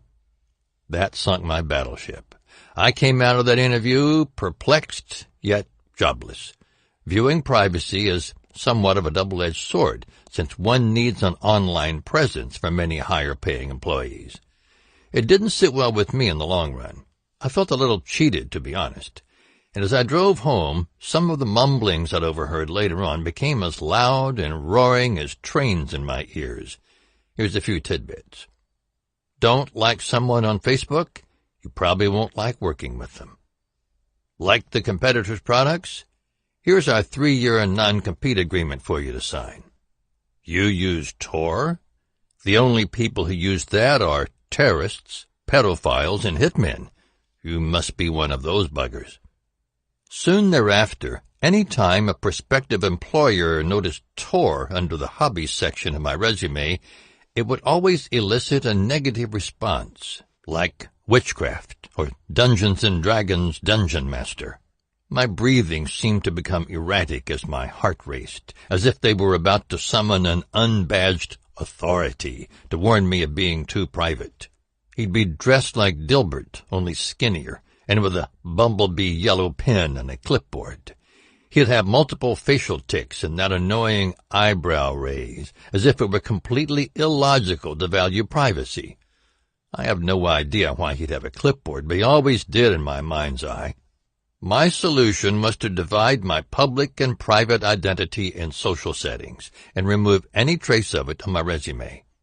In fact, I refused to give any indication on any social media site that I was into any of the following: PGP, encryption or encrypting files or operating systems, Tor relays, 12P, Freenet, anonymity in general, anything linked to Edward Snowden. Such is the nature of the masses. One simply cannot rely on Facebook or Twitter or Google to respect one's freedom to use Tor without announcing it to the whole world. But at least with Tor, Google cannot mine your browsing session for ads. No ads equals no soup for them. This from NBC. Quote, the Internet search giant is changing its terms of service starting November the 11th. Your reviews of restaurants, shops, and products, as well as songs and other content bought on the Google Play Store, could show up in ads that are displayed to your friends, connections, and the broader public when they search on Google. The company calls that feature shared endorsements. So, I firewall everything I do. I use ghostery for social sites and offer only pseudonymous details about myself. In fact, I try to avoid any correlation between Tor and any social media site, just as one would a can of gasoline and a lighted match. Anonymous bullies. Let's talk about anonymity and bullies for a moment, and how identification does nothing to alleviate any kind of bullying. The media, along with Google and Facebook, seem to think that if only everyone's name were known to them, then every bully from California to Florida would go up in smoke quicker than those 3 hoodlum bullies from the never-ending story. Sadly, I suspect it'd never be that easy. Bullies are a lot like vampires. They either take a lot of life all at once, or drain you dry one nibble at a time, if you're the romantic Twilight strain. And if you've ever read anything by Anne Rice, then you know that every clan is as different as diamonds are to lumps of coal. One thing they do share are similar beginnings. Adolescence, for example. Were you ever bullied in school? I was. I remember every spiked club-wielding ogre who pelted me into nothing but a wet snowball in 7th grade. But it didn't stop there. How I wished it had. But I knew Aladdin's lamp was half a world away, hidden in some tomb I could never hope to break into. So I watched as bullies spread like a plague, every one of them sludging upward to other grades like a blob, working its way up the social staircase in search of easier victims. 9th on upwards to 12th, and even into the workforce, it seemed, was the modus operandi. Bullies who'd make great orc chieftains if there were any openings, such as their cruelty. I recall one particularly nasty breed of ogre in 8th grade, a mutant who was the worst of the lot, a walking colossus who sweat when he ate as though he was being assimilated by the thing. His head was so big I thought for sure if it were ever separated from the rest of his body, it would crawl away like a sea crab, only to mutate somewhere else. Another school, possibly. When he arced an arm over me at the water fountain, it sounded like a double-bladed axe prepping to slice the air in half. Harassment grew more fierce every year. Later I'd learned that his entire family, perhaps his entire generation, grew up being the baddest of the bad, bullies that thrived on terrorizing to make a name for themselves. Every one of them went on to become cops in the New Orleans area. One died of diabetes. Another went on to join the ATF to fight the evil scourge called drugs. Where does anonymity come into this? Well, for starters, I knew everything about these cretins, and I don't mean just their names. I knew who their parents were, what they did for a living, who they hung out with, what beers their dads drank, and what porn they stored in their garages. Gossip spread like wildfire in high school, and no detail of identifying information was ever left out. Certainly not in the boys' locker room, where rare penthouse editions could make or break a boy's reputation. Tell the school administrators, you're thinking. That's exactly what I did, and did so with an intense, snitchy feeling as I forked over all the data I had on them, all the gory details, all the evidence, every thing victim who'd no doubt one day turn into big things like the bullies were. I even gave data to the superintendent, a great big firestorm lady named Beverly, with red curls that slithered around her head like Medusa's snakes. Her former job, I learned, was working in some HR high-rise, pushing others around. I remember multiple times meeting her in that office and walking away seeing gold sparkling everywhere due to all the trophies. It gave me migraines. Meetings between my circus acrobat of a mother became fruitless and rather embarrassing, especially when I threatened to make myself disappear. They, incorrectly, thought that meant I was planning on stringing myself up from the nearest tree. I just sulked and took it like a 13-year-old champ. I'd later learned from martial arts that sometimes, when the crowd is looking, you just have to take a beating and wait for a later opportunity. At any rate, absolutely nothing positive came of it, despite all the identifying data. Yep, nothing came of it, even as I knew everything about the scourge I and many others faced daily. Knowing the parents of the darling Orklings did nothing, knowing their names did nothing, knowing how many other kids they tormented did nothing. And let's face it, kids just aren't smart enough to band together and build flamethrowers, no matter how many times we watch The Road Warrior. We can see how bullying spreads on Facebook. It spreads like anthrax. Little wolves ostracize a rejected member when a drop of fear is shown. So they crucify without knowing much of anything about him or why he's being targeted. Real names? Check. Real addresses? Yep. Everything is traceable now just as it was way back then. Only now it's far easier since so few kids know how to hide their online footprints. And still the orcs came with angry faces, eager to make an example of the one who snitched, like sharks to a wounded dolphin.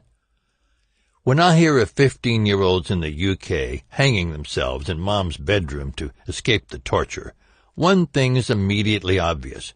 What they really want is to disappear, just like I did. They want anonymity. But that's not something bullies think highly of. Quite simply, they won't allow it. Neither do they allow running away. Now really, not that a kid has the means anyway when you factor in finance. No money, no car, no distant relatives in Alaska to run away with and hunt moose all winter. Anonymity, therefore, shouldn't be outlawed. It shouldn't even be an option. It should be a personal right. It should be the law on some level, except that it isn't. This is because if they ever gave us true anonymity, they, and whatever form current bullies take, would lose the precious power they wield. The greatest irony is that bullying itself makes the bully slave to the bullying. It makes him a slave to pain. If Google and Facebook ever teamed up with the federal government to require ID to access the Internet, we'd all be better off going face-to-face with an Alaskan grizzly. Email anonymity. At the risk of sounding like some grumpy old red dragon who lives up in the mountains, I miss the old days. There was a time when one needn't worry about things said in hushed emails. Security? That was something a few geeks argued about on Usenet or backroom bulletin boards. Alta Vista and InfoSeek were the search engines, and targeted ads were something you did with your own banner sites. Email was safe back then, as were the ads. You clicked or you didn't click. No snooping necessary to make money. Sadly, no longer. Advertising and search engines now tailor advertisements to individuals based on what you like and are sure to click, and they count on you not caring. So they don't push too hard. They just slip in a little snake venom here and there whenever you click through a new privacy policy for the new Google or Kindle app. Soon you become immune to all the poison that's been injected into your veins as they build up a tolerance, and all under the radar. When a trailer is leaked or someone says something nasty about the government, you can bet IP addresses have been subpoenaed before you finish reading the article. Sometimes I imagine a lot of ex-Soviet officers are laughing at how many snitches the Internet produces on a yearly basis. Subversion to the extreme. In light of this, I began to research if it was at all possible to send a message that is foolproof against subpoenas. Something untraceable. As it turns out, there's more than one way to skin a cat, and there are many flavors to choose from to accomplish this task. Below are a few rock-solid services that, when combined with Tor, build a veritable shield around you online. A virtual fortress. Anonymity squared if your message is encrypted and you don't trade in state secrets or plan to assassinate world leaders. The first is Tor Guard. Tor Guard allows users to use PGP, pretty good privacy, in email, so you needn't worry about snooping. You get 10 megabytes plus several layers of protection with mobility support. Second is W3, the anonymous remailer. Connectable with Tor, you only need an email address to send the message to, preferably encrypted with PGP, more on that in a moment. Another is guerrilla mail. They allow users to create throwaway emails to be used at leisure. Emails sent are immediately wiped from the system after you hit send. Well, within 1 hour at any rate. All of these services' claims of anonymity would be pretty thin if we failed to encrypt our messages, which brings us to PGP. PGP is the encryption standard of choice for many old users like myself, and for good reason. It's never been cracked by the NSA or FBI or any intelligence agency, and likely won't until quantum computers become so commonplace that you see them installed at stoplights. It works by way of key pairs, one public and one private, the one you use to decrypt your messages with. You needn't worry, though, when you hear the term keys. It's not difficult to grasp, and it'll be as easy as hitting send once you've done it a few times. The first thing you must do is make your public key available. This is only used to verify your identity and is not the same as divulging your passphrase for, say, a drive crypt container. Your recipient must also share with you their key so you can respond in turn. That sounds technical, and it is, but there's quite a silver lining. Only the two of you will be able to read each other's messages. The dark side is if the other person is compromised and you don't know about it. If that's the case, neither will he if he's got a keylogger, in which the powers that be can read everything you encrypt. But let's stick with the basics before we jump into a discussion on how to decrypt the matrix as we know it. 1. To begin, make 2 keys, one public for everyone else but you, and one that you wouldn't dream of sharing with your own mother. You should back this key up in a secure medium, and remember that if it isn't backed up to 3 different types of media, it isn't backed up. Sorry if I sound like a broken record here. If you are truly paranoid, send one to an encrypted micro SD to your parents in case of house fire. Yes, it does happen, and will happen when you least expect it. 2. If you opt to tell Mom, then she'll need your public key. You did publish it on a public key server, right? After which you can read it by way of your private key. She doesn't know this key, thank the gods, so you can relax about her posting it on the fridge. 3. You can sign any message you want over Tor or anywhere else, Freenet, for example, the highest security setting of which demands absolute trust of your friend's darknet connection to verify it really is you sending. Unless Norman Bates does a shower scene on you and takes your key physically, you're pretty secure. Your mom can then verify with your public key that it's really you. 4. Users you've messaged with, or not, can sign your public key as a way of verifying your identity. As you probably guessed, the more people that do this, that is, vouch for you, the better. Important. Unless you've got the photographic memory of Dustin Hoffman in Rain Man, it's a good idea to store your public private keys and passwords, and also revocation certificate to back up media, so you can retrieve it 5 years down the line should you need it. And believe me, you will. Encrypt them in containers. Always print your key file or passphrase and deposit in a safe place. If you lose it, all documents encrypted with it are permanently lost. There are no back doors and no way to decrypt without it. Also, consider making an expiration date at key pair creation. If you like nice and easy interfaces, try MyMail-Crypt for Google's Gmail. It's a plug-in that allows users to use PGP encrypted messages in a handy interface, though ensure your browser is airtight secure and you trust it with your private key. One other thing. Rather than having to encrypt files and upload them somewhere unsafe, look at an app called AxeCrypt. It's an encryption tool that's useful if you're used to uploading to Dropbox or Google Drive. Just remember that in the event you upload an encrypted file to the cloud, you will not know if your password to said file has been compromised without setting strict security rules. With that said, let's configure PGP for Windows. First, install GPG gpg4win at gpg4win.org. Next, create your key in Cleopatra and choose Export Certificate to Server by right-click so you can publish it to a key server. Get a trusted friend to sign and establish trust. This is just the beginning of a long, secure friendship. Use ClawsMail, CLAWS-MAIL client that comes packaged with it, or use Enigmail, ENIGMAIL, if you're using Thunderbird. Next, send a few messages back and forth to your trusted friend via PGP to get the hang of things.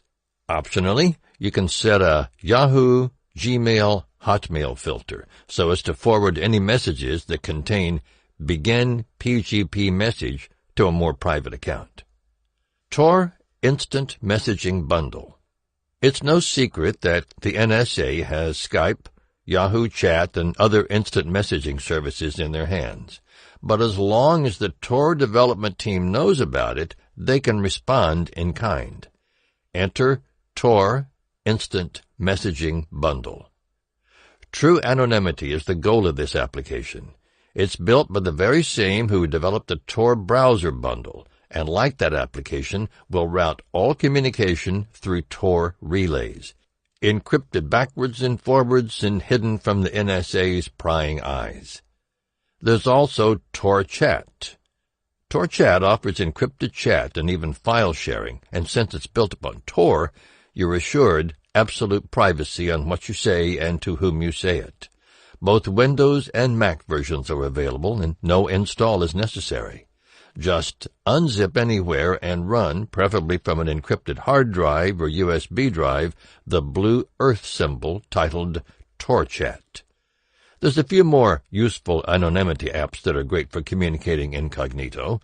The next is Chat Secure. Chat Secure is mainly used for encrypted messaging on mobility devices, but they offer PC, Linux, and Mac versions as well.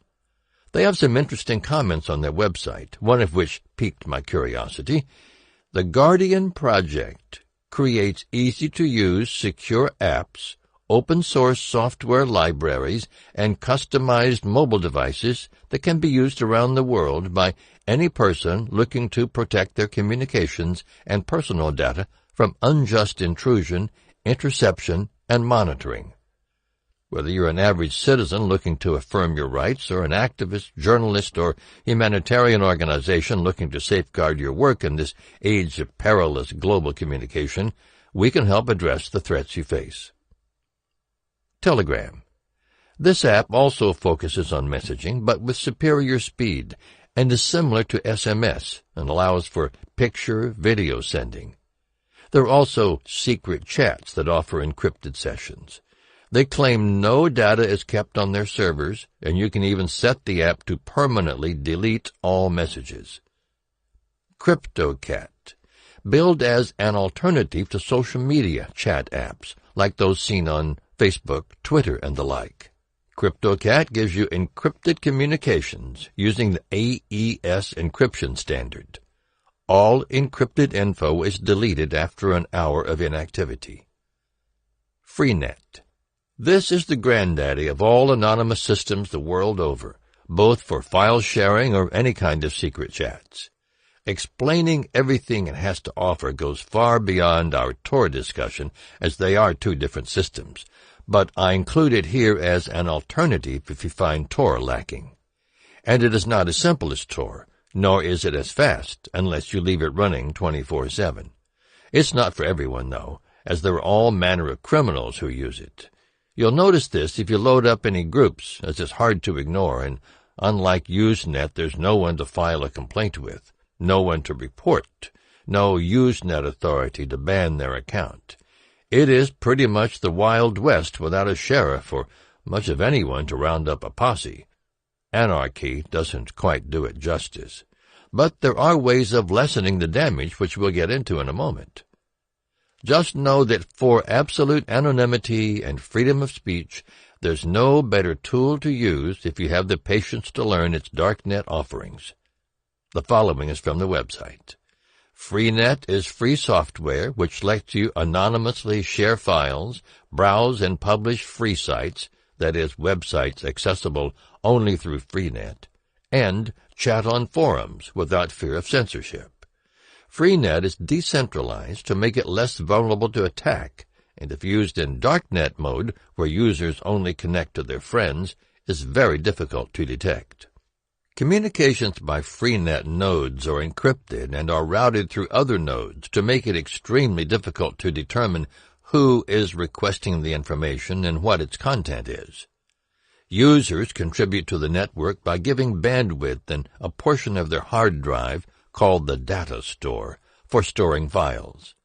Files are automatically kept or deleted depending on how popular they are, with the least popular being discarded to make way for newer or more popular content. Files are encrypted, so generally the user cannot easily discover what is in his data store, and hopefully can't be held accountable for it. Chat forums, websites, and search functionality are all built on top of this distributed data store. An important recent development, which very few other networks have, is the darknet. By only connecting to people they trust, users can greatly reduce their vulnerability and yet still connect to a global network through their friends, and so on. This enables people to use Freenet even in places where Freenet may be illegal, makes it very difficult for governments to block it, does not rely on tunneling to the free world. It's not as simple as using a Usenet provider's newsgroup reader. No, sir. Freenet requires patience. Using Frost or Fuquid front-end apps for the main Freenet program, it might be half an hour before you can subscribe to groups or download in the way you can Usenet. Some groups, like the Freenet group and other technical groups, will be immediately available, but with few messages. Time will solve this. So keep it running in the closet and forget about it for a day or so if you plan on subscribing to a lot of groups. It'll be worth the wait. Frost and Fuquid. Freenet by itself can be quite cumbersome to navigate with only a browser to guide you. The first time I used it, I felt the same way I did during Hurricane Katrina. As the storm began to rip the roof right off my house, I patted the walls looking for a light switch like a blind person. It was like wandering around in a fog. I just wanted something that'd spark a light bulb in my head to make it all easier to grasp. Luckily, we have a few choices that'll simplify things, and the best two are free. The first is an external app named Frost. The second is Fuquid, two great front ends that'll help you communicate incognito. Frost has seen a lot of improvements over the years, but I recommend you try Fuquid first because it's the first external app for Freenet that acts as an insert and download manager for files. Fuquid stands for Freenet Utility for Queued Inserts and Downloads. It runs on both Windows or Linux under Wine. You really can't go wrong with either, but you should try both to see which fits your style. You will need to paste the Freenet USK key into Freenet's front control panel where it says Key to get it. Like anything else, it can take several minutes to load if you're new to Freenet. After you've installed it, right-click on the left side with your list of boards and choose Add New Board. For the name, put in Fuquid Announce. You'll now find a new board called Fuquid Announce in your list of boards. Now then, right-click this board and choose Configure Selected Board. This will bring up a new window. On that window, click Secure Board to change it from a public board. Now, in the section that says Public Key, paste the key. Now you have the Announce board for Fuquid added to your Frost boards. The latest release of Fuquid will be posted to this board along with the Fuquid board on FMS. Questions? Direct them to the Frost or FMS board called Fuquid. Chapter 7. Passwords and Tor. Good, strong passwords are like having a couple of Rottweilers sleeping in your den. Most intruders will leave as soon as the chaos starts. And, as any roddy owner will tell you, that's a storm you don't want to engage in barehanded unless you got a couple of juicy steaks loaded up with sleeping powder. Weak passwords, on the other hand, are like having a golden retriever for a guard dog. They make good hunting companions if you shoot waterfowl and you're nice and easy to trust around kids. But they take the niceness too far. They just may let out a little woof at 3 a.m. when the intruder comes to relieve you of your $3,000 laptop. Then your super awesome nice dog will hide under the coffee table. The dog, not the intruder. So much for chaos theory. You've heard for years that you should never use anything personal as your password. Personal meaning family names, favorite books, favorite movies, and so on. So then, how do we solve the problem of having a good, strong password that we can remember? Remix your passwords with a symbol or two. If you think a hacker won't be able to guess the name of your girlfriend's locker combination, you'll be mistaken. It's no effort at all to guess, even if you mix it up a bit. Computers devoted to this practice can guess many in less than a nanosecond. But how do you remember a password for a site used over Tor that has symbols? Easy. Use a passphrase that's simple to recall for you and only you. First, write out the first letter of each word, taking note of case and position. Then insert a few symbols. For example, you could try the following.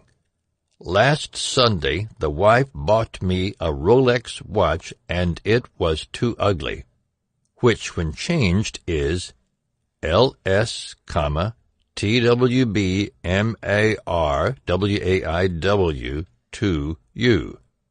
This password is hard for a hacker to guess, but easy for you to remember, assuming you're good at substitution. Changing your passwords. Provided you've followed this to the letter, you shouldn't have to rotate out your passwords every 90 days.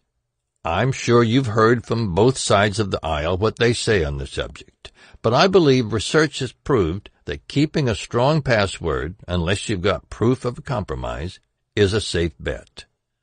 A research paper from ACM-CCS entitled The Security of Modern Password Expiration, an Algorithmic Framework and Empirical Analysis illuminates this point.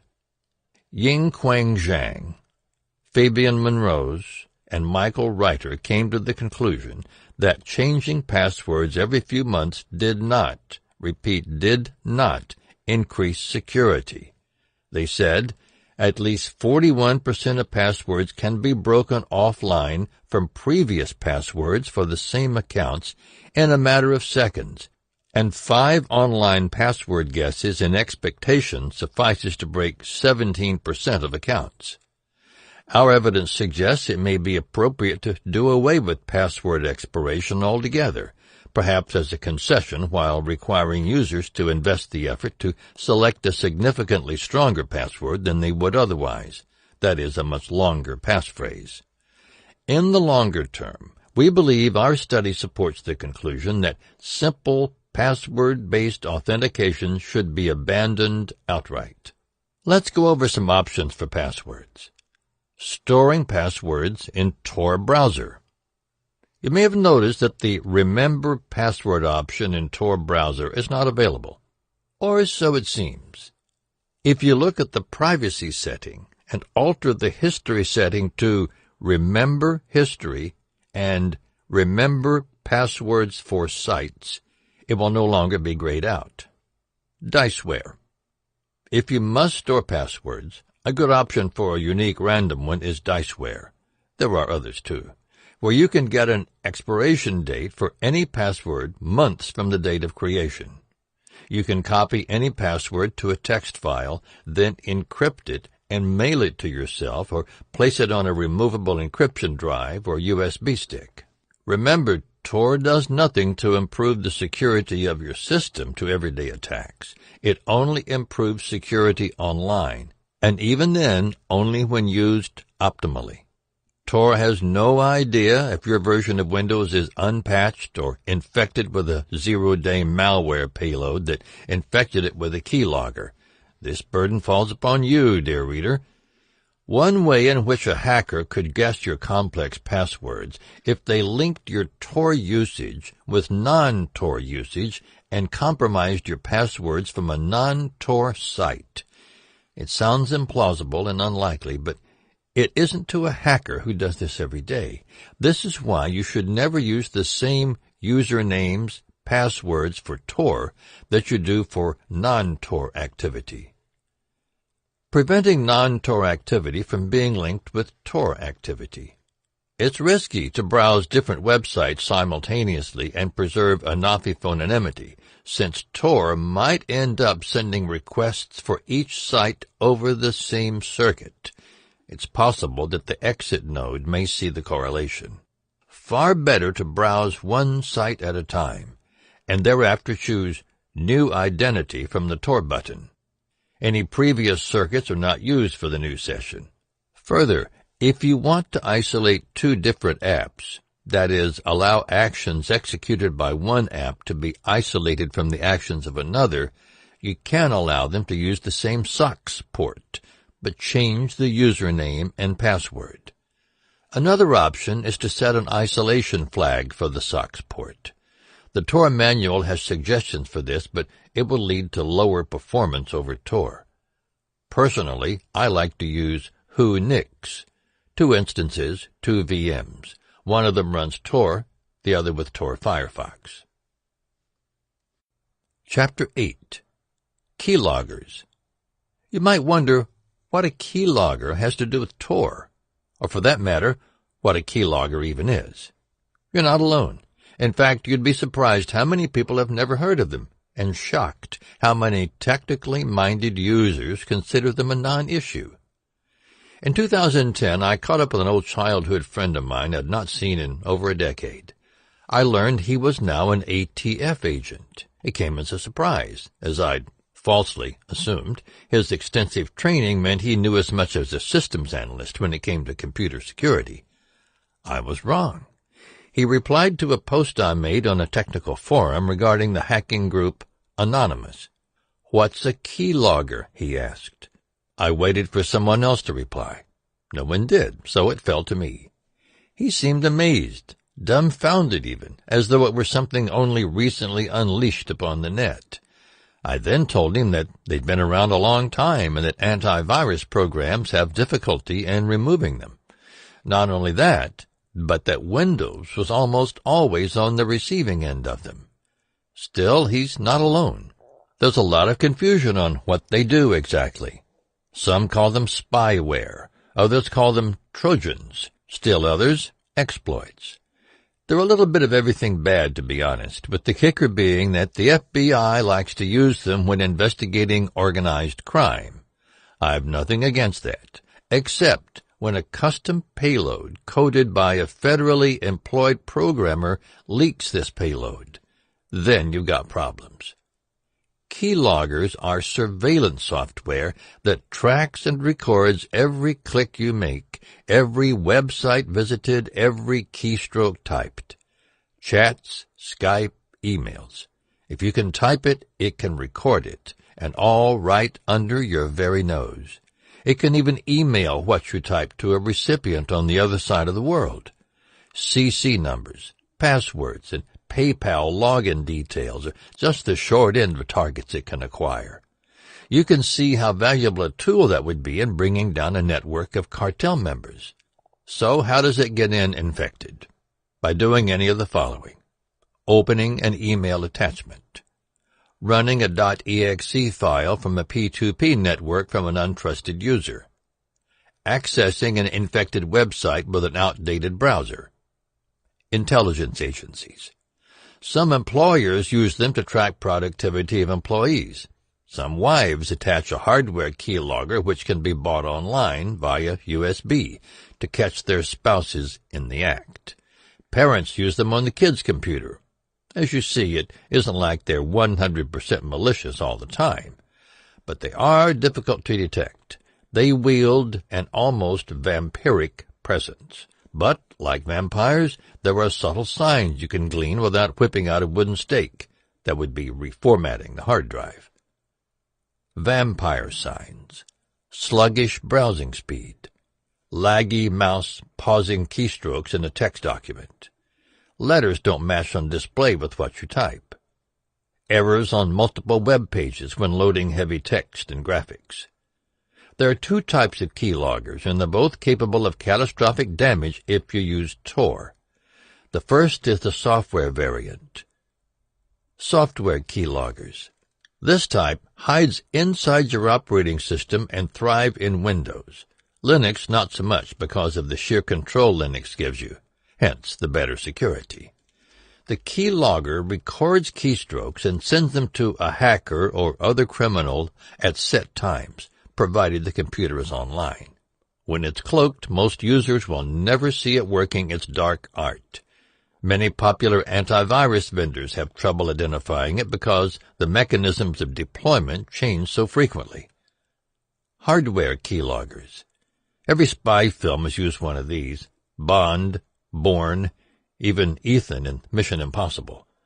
Being hardware, it's a physical extension that can plug into any USB on a PC and can be bought online by suspecting spouses or kids wanting access to their dad's PC. Keystrokes are logged to RAM memory, so no install is needed. Unless you're the type to check behind your PC every day with a flashlight, you might not spot it until it's too late. They also can be built right into the keyboard. The FBI loves swapping the target's keyboard out with a custom-built surveillance device. Granted, this is mainly for high-value targets like the Mafia, but they're available to anyone. Keylogger prevention. Check your keyboard for suspicious attachments. If you are an employee at X company and a new keyboard arrives at your desk one morning, exercise caution unless you trust your boss 200%. Use a virtual keyboard. No keystrokes equals no logging. Use guarded ID to prevent hackers from capturing your keystrokes. It works by scrambling everything you type. This renders any information useless to hackers. Use a decent firewall to stop a keylogger from delivering your data. A year ago, my Commodore firewall alerted me to a suspicious network activity seeming out of nowhere when I wasn't doing anything online. Turns out I had a Win64 Allurion Trojan. Other anti-keyloggers. These are not free, but they should be. Zamana Anti-Logger. Free. This free version is a bare-bones keylogger detector. In fact, it's quite stripped down.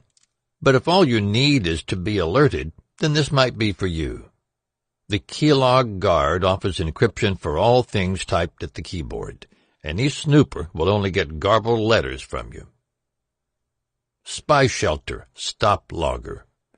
The free version offers more than Zamana does in that you get screenshot capture. It will also alert you to any code that tries to swipe your keystrokes from you, but the free version is not 64-bit compatible. It's $24.99. Be aware, however, that removing a keylogger is nasty business. They have a habit of reinstalling themselves and would often hide as a service in svchost.exe.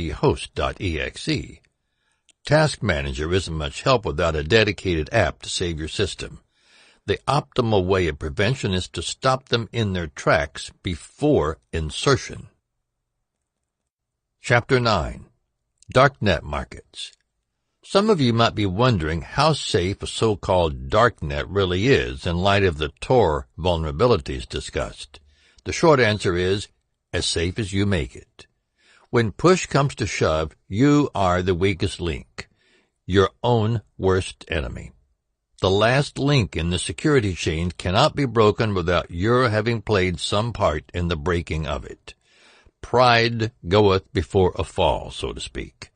U.S. prisons are packed to the gills with those who let success go to their heads. Bank robbers, for instance, can be the biggest blunderers since the Apple Dumpling Gang. They blow it all the time. It's how they get caught.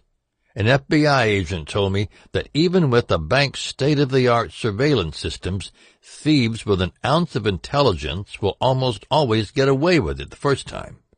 Why? Because fear motivates them to do it right the first time, to not make fatal mistakes. This fear slowly dissolves as they get more successful on each hit. It's the same with darknets, where overconfidence can kill you quicker than strychnine. Overconfidence. It's like swigging moonshine when you think about it. A little bit can alienate others because they'll see your inflated ego in your words just as surely as if they can smell it on your breath. Overlook a critical update, a zero-day exploit, and you could bring others down with you if money is changing hands. They want to avoid this, so in turn, they'll avoid you if they detect you're not practicing good security, and there are ways to detect this without being too obvious. That's the bad news. The good news is that it's 100% preventable if you practice good OPSEC, and where money is concerned, you want the very best possible OPSEC money can buy. Which brings us to darknet markets. The number of such marketplaces on the deep web are numerous, and the risk of getting scammed is quite high. They also tend to go down rather frequently. It's one reason why you may not have heard about this popular site or that popular site. They're taken down quickly by either a venomous reputation of bad OPSEC or a law enforcement bust. Sometimes they piss off the wrong people, and spammers DDoS the site. There are numerous places one can go if you're curious about what is sold by whom. When I say sold, what I mean is anything you want that cannot be gained through the usual legal channels. You should know that safety nets are a rarity in darknet marketplaces. Safety nets? They laugh at the idea. In fact, you're likely to get scammed at least a few times before finding a reputable dealer for whatever goods you seek. And it really doesn't matter what it is. If there's money to be made, a scammer and a fool will meet, and the fool is soon parted with his money. Teleportation devices, pets, exotic trees. It's all the same that goes around. Whatever is in demand will attract unsavory types and not just on the buyer's end. Therefore, you must research any darknet market with absolute, rock-solid OPSEC within Tor and outside of it, being careful to visit forums and check updated information to see if any sites have been flagged as suspicious or compromised. If you really need top-notch cloak and dagger OPSEC, I recommend the following. Always use PGP to communicate. Never store cryptocurrency at any such marketplace. Assume a den of thieves unless proven otherwise by them. The responsibility is their own, just as it is offline, to prove they are an honest business. If you open your own, keep this in mind. Customers owe you nothing. You can only betray them once, and if you do, they will never do business with you again. Now, for some examples of phishers and scammers and other con games, because at the end of the day, by their fruits ye shall know them. 1. Silk Road 2.0. Lots of scams with this one. Much like Facebook and Google emails, you can tell a fake sometimes by the address. Paste the first few letters into a shortcut next to the name. If it doesn't match, steer clear. 2. Green Notes Counter. They promised counterfeit money to their customers but refuse escrow. A dead giveaway. 3. iPhones for half off. Now, here is a prime example of a scam. Any website which sells electronic gadgets on the deep web is ripe for scamming customers. Whereas in the Far East, you will get counterfeit phones with cheap Chinese-made parts that break within a month on the deep web. They simply will take your money and say, adios. Actually, they don't even bother saying that. Many new darknet vendors will arise out of thin air with rare products that encourage customers to say, shut up and take my money, without doing any research on their name and previous sales. A real hit-and-run operation. Quick hit, fast and dirty. Seduce as many as they can before the herd catches on to the wolf in disguise. Many customers try to blow it off. They think, it's only a little money. It's this line of thinking that fuels the scammer industry. A little money from a lot of Tor users goes a long way in encouraging other scammers to set up shop. Something to note is that when you ask them why they don't offer escrow, they say, we think it is unreliable, suspicious, unstable, among other bullish excuses. It's better to hold on to your small change than to leave a trail to your treasure chest.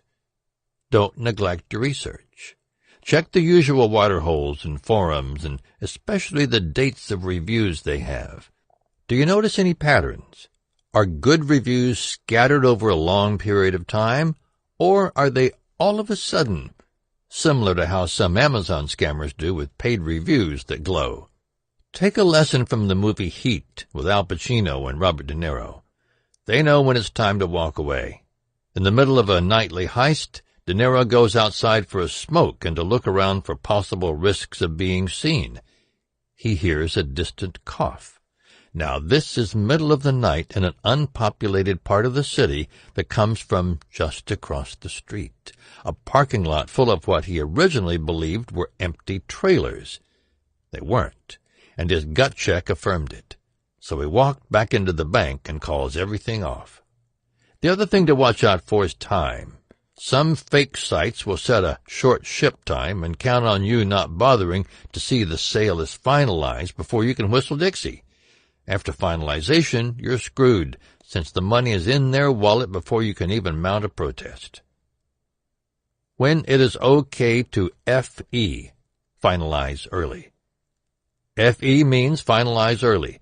Its use online can usually be found in black marketplaces like Silk Road and Sheep's Marketplace. It simply means that money in escrow is released before you receive your product. Every customer I've ever spoken with advises against this unless you've had great experience with that particular business.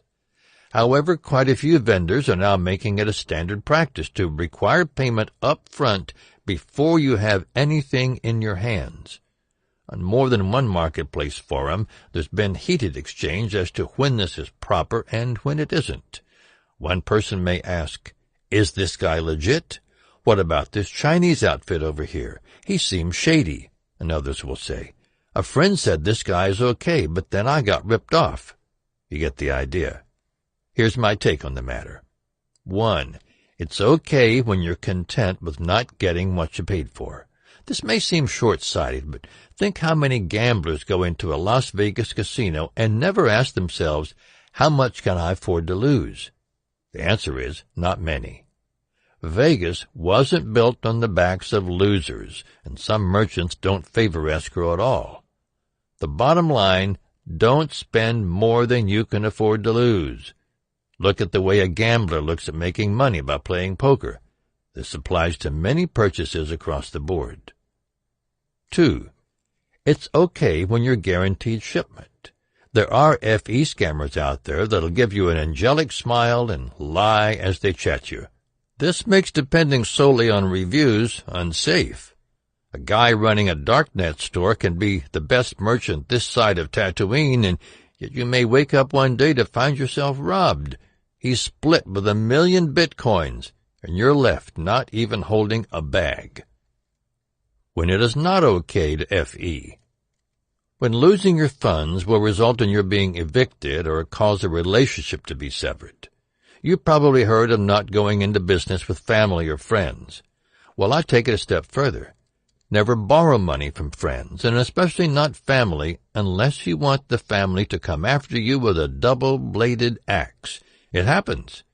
If you get ripped off, if you lose not only the cash, but the respect and trustworthiness of your family, and that's like a hurricane coming to wipe your whole house right off the earth. Trust me on this. A bad reputation spreads quicker than a forest fire in July. Word spreads. You don't pay your debts. Expect hurricanes, tornadoes, and twisters from people you never even borrowed money from, but are friends with the one who did. What's that saying in the Game of Thrones? A Lannister always pays his debts. My own motto, better to never get them in the first place. Multi-Signa. Multisigna sounds like something a lowly peon might need to pass from ship to ship on the Galactica. While not exactly mandatory, it makes for interesting reading and to something Tor users might want to know about if they wish to make purchases anonymously. In a nutshell, here's what it is, and what it does, and why you should consider looking into it.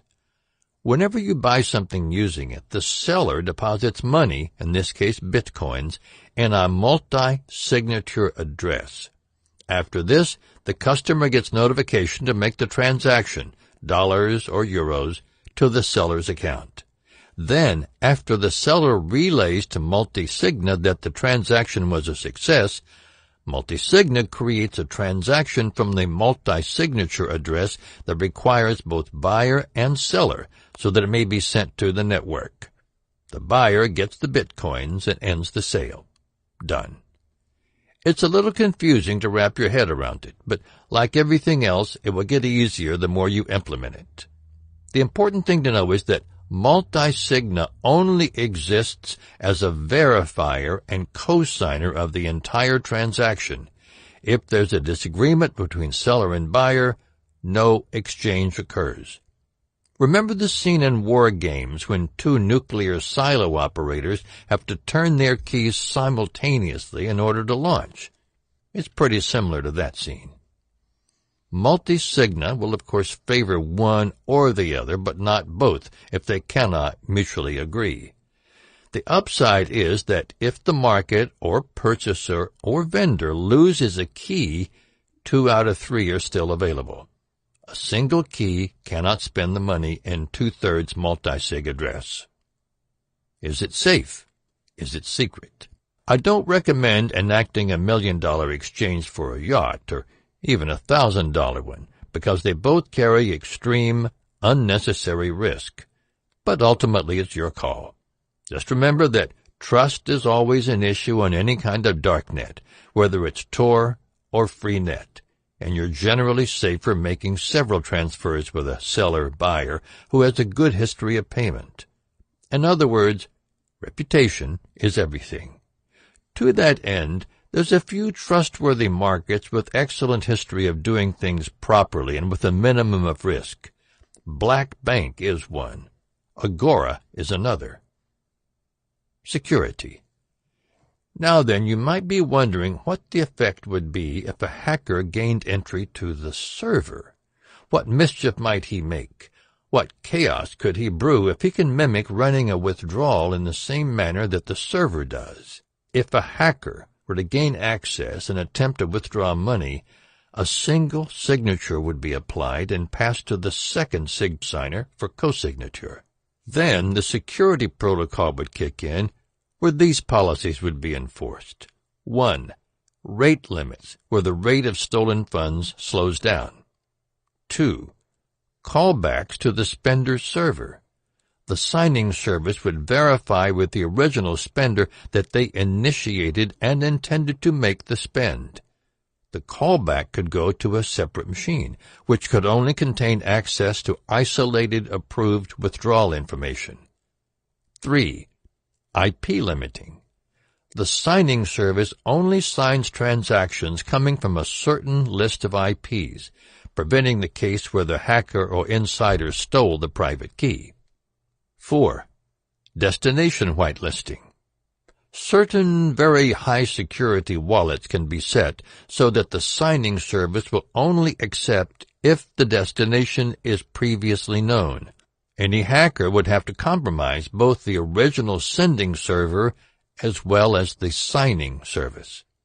Let me repeat that Multisigna are never in possession of your bitcoins. They use 2 of 3 signatures, seller, buyer, and Multisigna, to sign a transaction. Normal transactions are signed by the seller and then by the buyer. Purchaser steps for multi-sig escrow. The following is a simplified way of purchasing that I personally like to follow. 1. Deposit your bitcoins. That part's obvious. But you should know that purchasability is granted only after 6 confirmations. 2. Make a private and public key. brainwallet.org is a JavaScript client-side Bitcoin address generator. 3. Buy the item, then input the public key and a refund BTC address. 4. Retrieve the purchased item. 5. Input the private key and close. Done. Here's a list of exchanges that support multisig. Bitstamp, multisig service, https://www.bitgo.com. Rock Trading, it's a multisig service, https://greenaddress.it. Terra Exchange, multisig service, https://www.bitgo.com. BitQuick, multisig service, https://www.bitgo.com. There is also a rather large, some say monstrous, list located at this link, http://bitcoinx.io/exchanges. The long arm of the law. You most likely have questions at this point. Questions like how secure your funds are when someone else acts as the gatekeeper and holds most of the keys. Can the law steal funds? Assuming you mean U.S. law, then the answer is no, since the wallet doesn't contain the money. The Bitcoin blockchain prevents this. Hackers cannot steal it either, since 2 private keys are required, and they will need to steal 2 out of the 3 private key holders. This isn't likely to occur. What about safety in using the private key? Never irresponsibly use the private key from your Bitcoin wallet. Create a new one instead. Give it the same love you give your TrueCrypt or disk decryptor master keys. This sounds awfully risky. Will I get caught? Let me use an archaic example. Way back in 1999, a kid's toy called a Furby, put out by Tiger Electronics, took the toy industry by storm. It resembled a hamster or owl-like creature and was the must-have toy during the run-up to the 2000 Christmas season. It sold millions. Then on January the 13th, 1999, the NSA decided to ban them from entering anywhere near the NSA's property because they believed that, while they looked cute sitting on an agent's desk, they were capable of recording classified meetings and or documents. The media got wind of it, and the next thing you know, it made headlines around the country. Later, the owner of Tiger Electronics stated publicly that Furby has absolutely no ability to do any recording whatsoever, and I would have gladly told the NSA this if I was asked from anyone from the spy agency. But let's say, for argument's sake, that you wanted to sell them to NSA employees anyway. Consequences be damned. How might you get caught? This is, after all, what you would ask yourself. What happens in a worst-case scenario, and what can you do to prevent it? Well, at the risk of disappointment, it's the usual risks that get people caught. In other words, nothing that can't be applied to 500,000 other scenarios. But here's a list of the usual mistakes people make in dealing contraband, which can be anything from Cuban cigars to our beloved Furby. Bar bragging. Dropping too much personal data to strangers. See Ross Ulbricht.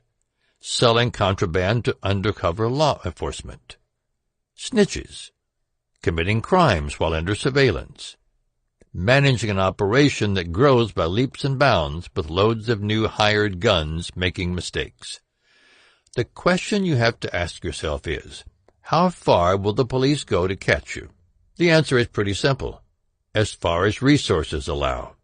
If they want you badly enough but lack the funding, they'll ramp up the threats you present to the media and churches and synagogues and cold call everybody begging for money to catch you, since who knows how much damage those nasty purple Furbies can inflict on our sacred intelligence agencies. Now, obviously, the NSA would never bother with Furbies, but the FBI might if it meant flexing muscle in the headlines. I've seen them pull some absolutely ridiculous things to grab a front-page news story. Flashy headlines mean more funding, and as you know, more funding means higher salaries. Bigger guns are just a bonus, but if they can't get that, then they up the armor like police vans and military-style trucks that resemble tanks. Case in point, in 2010, police in L.A. organized a phony sweepstakes scheme in order to lure in those with outstanding warrants. Not kidding. Only they didn't come up with the idea themselves. They stole it from The Simpsons. They sent close to 1,000 fake letters under the name of a marketing group, only to have a little over half a dozen show up at the Los Angeles Mirada Inn for their free prize, a BMW 238. Not a bad prize for just showing up. Only the joke was on them.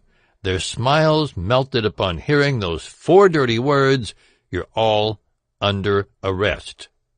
Okay, that's technically 5 words.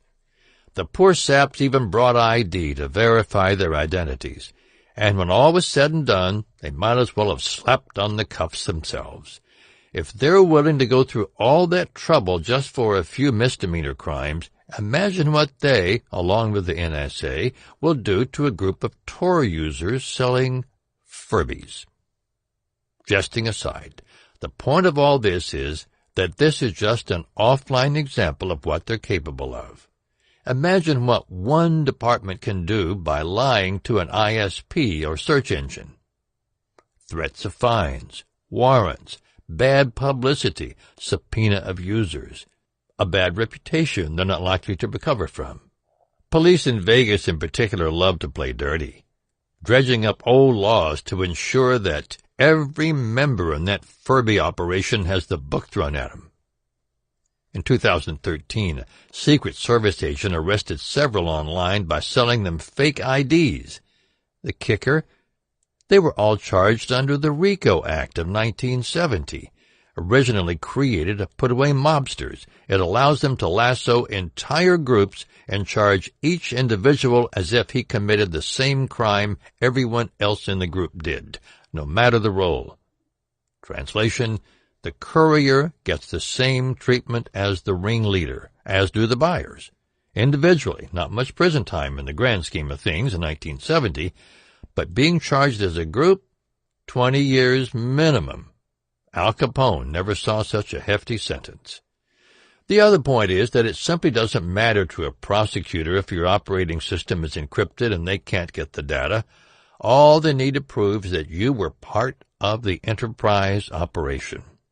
That can be done outside of your shiny new Western Digital hard drive by subpoena to your ISP and a few other services you may have subscribed to. I like to think of dark coin as Bitcoin's smarter brother, and smarter in this case usually means darker. The best part, of course, being that it is constantly evolving and can only get better for you, dear student of anonymity. Like Bitcoin, they were a privacy-centric digital currency based on the Bitcoin design.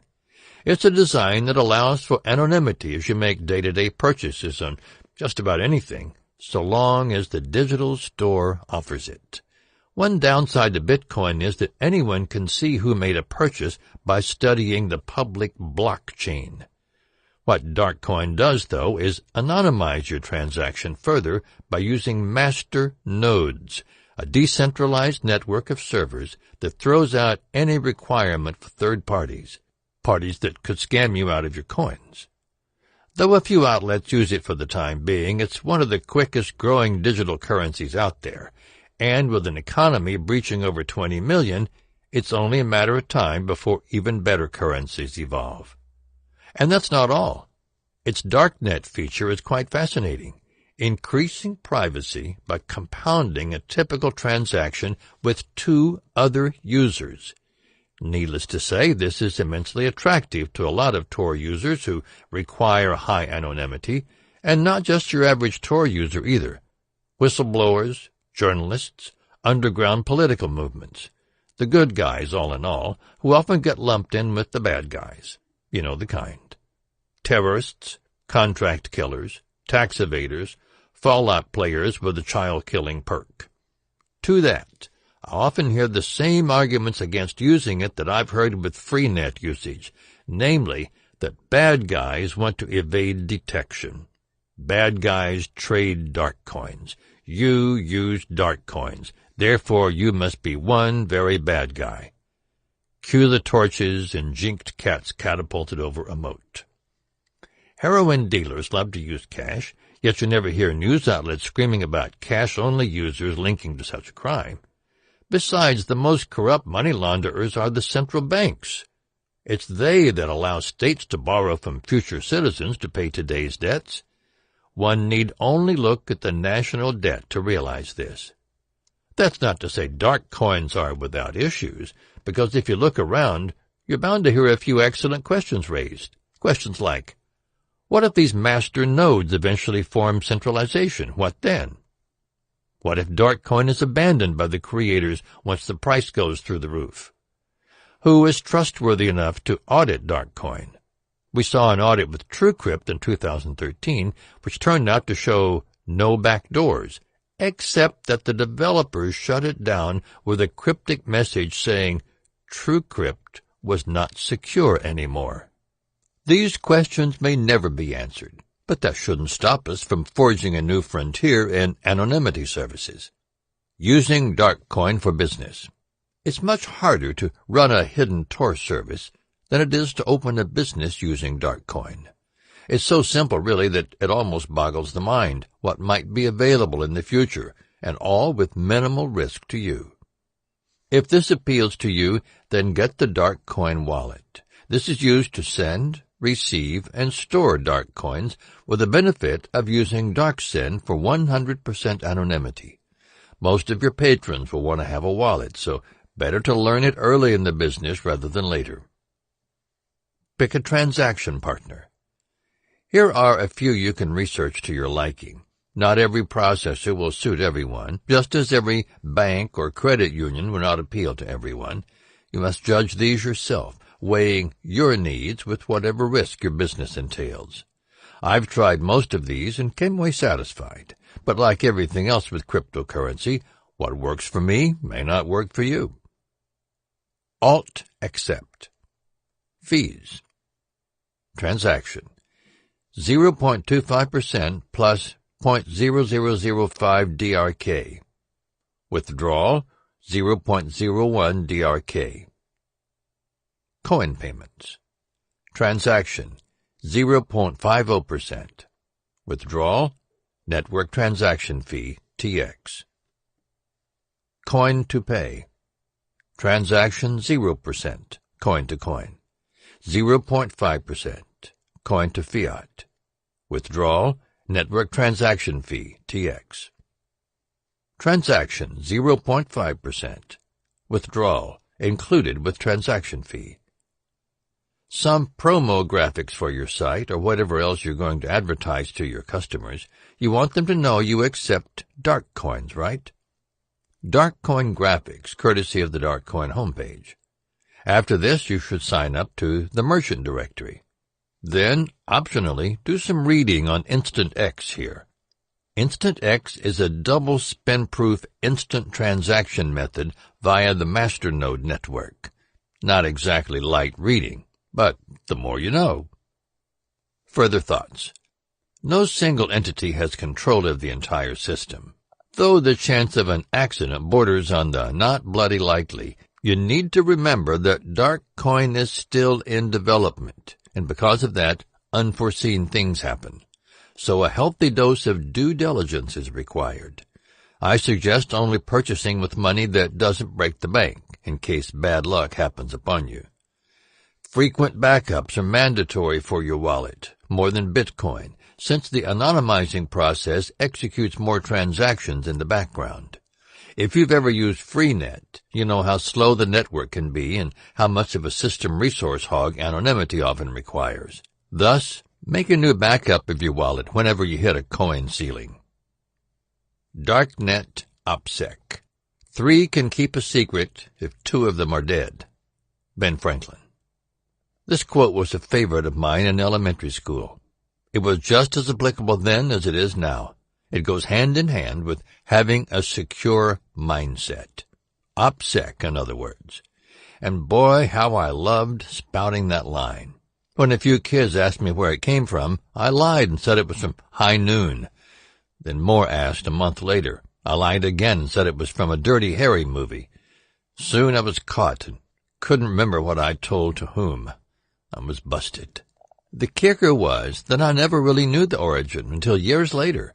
I just thought it was a cool thing to say whenever a friend begged me if it was okay to relay a secret to a third friend. Rumors kill friendships, I told him. Some rumors, I warned, if validated, could easily land me or any one of us in hot water. Even my red-headed chem teacher, who I immensely liked, was off limits. Luckily, I knew when to keep my mouth shut. Well, in hindsight, I suppose I could have told the hot Van Halen-loving teacher that I liked her, but I digress. The point is that silence isn't golden. It's rarer than rare. More rare than pink diamonds and encased in the same gold that built Sauron's ring to rule Middle-earth. Keeping your mouth shut about darknet markets is more important than any encryption scheme you use, any passphrase you know, freenet group key, or anything else related to your Bitcoin wallet. Knowledge is power. No, strike that. Knowledge is potential power, and power in slippery hands can be disastrous, not only for you, but everyone connected to you. Playing the bar braggart is jolly fun after a few beers and may win you a few points with the guys, but it gets more people imprisoned over frivolous reasons than anything else I can think of.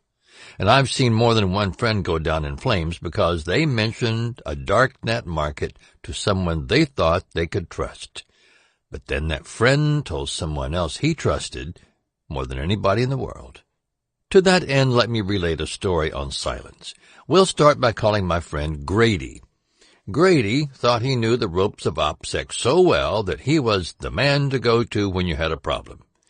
The big mistake came when Grady told his girlfriend and spared no details of his darknet adventures across the globe, how he'd maintained underground contacts on several continents and even had contacts in some of the alphabet agencies known for taking on Al-Qaeda. She wasn't sure which was made up on the spot or exaggerated, since he'd been caught in a few minor white lies.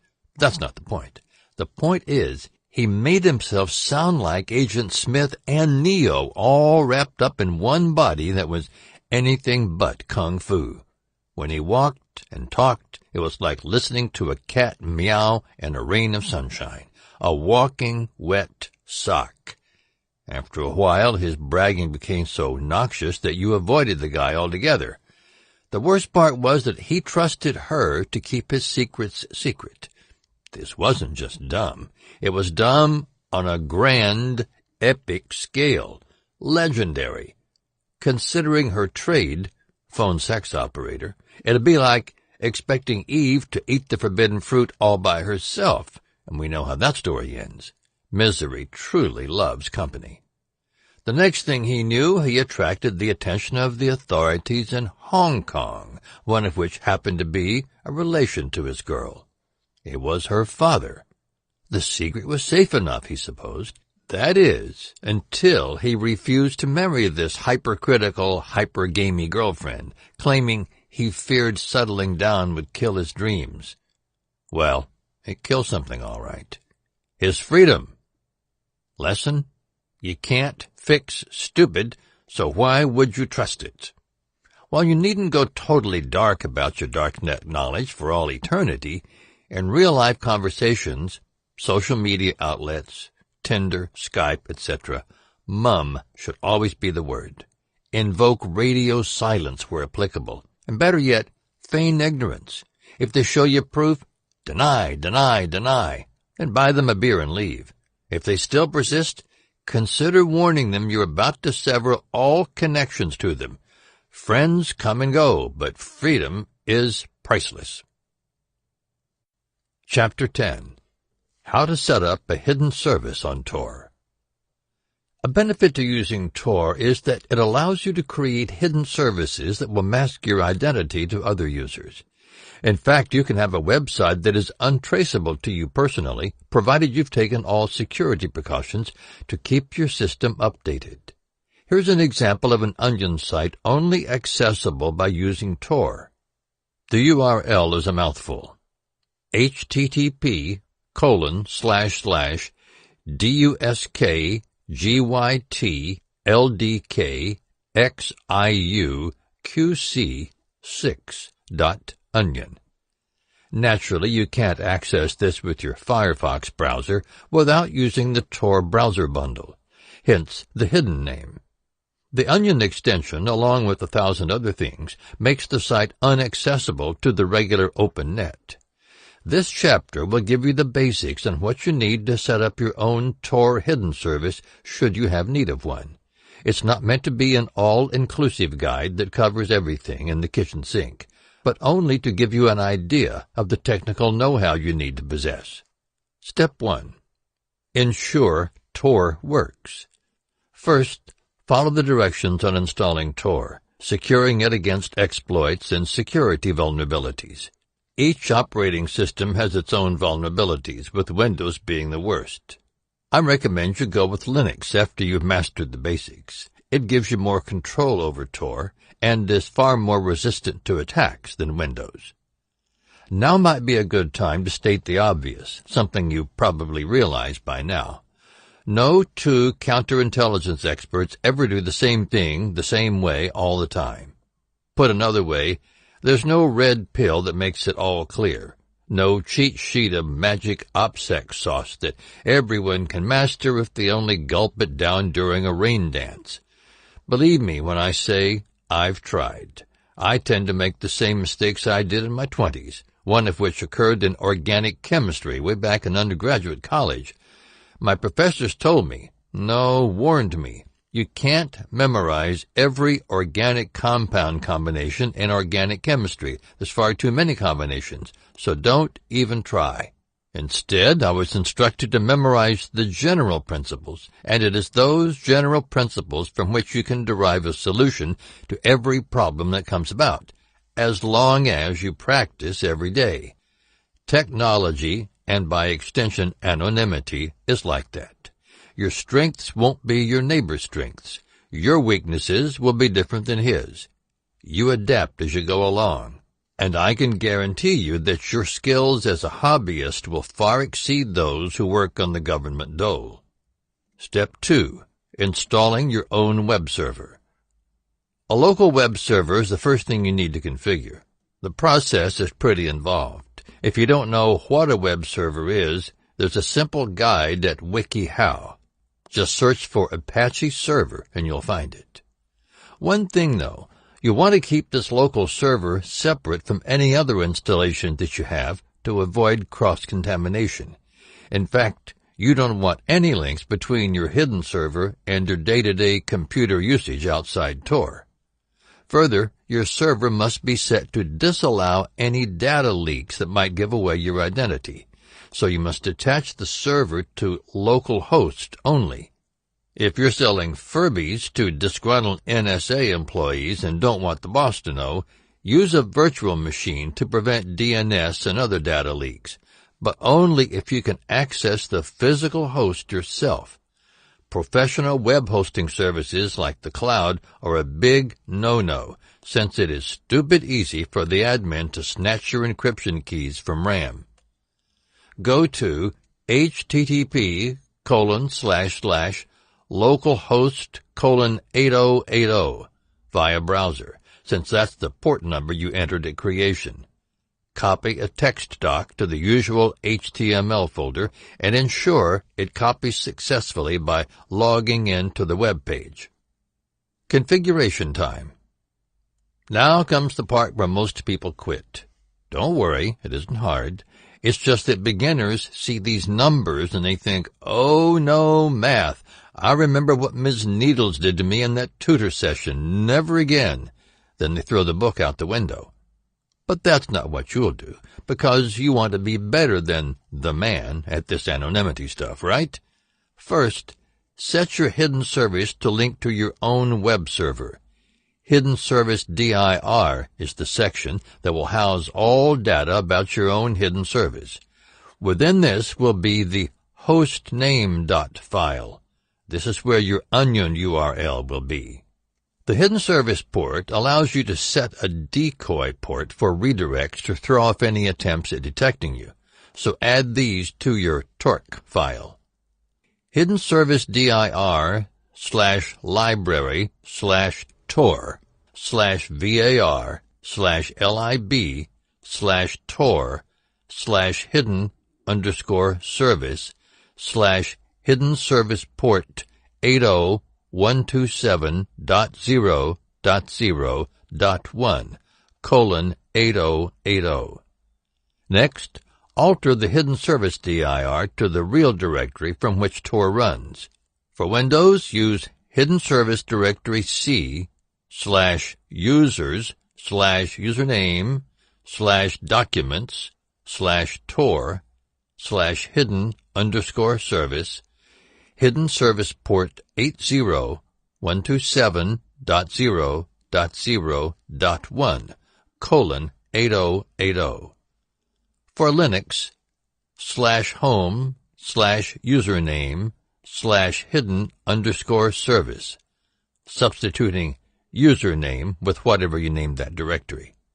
Now then, restart Tor after saving the torque file, and it should be operational. Check your spelling if it throws out any errors.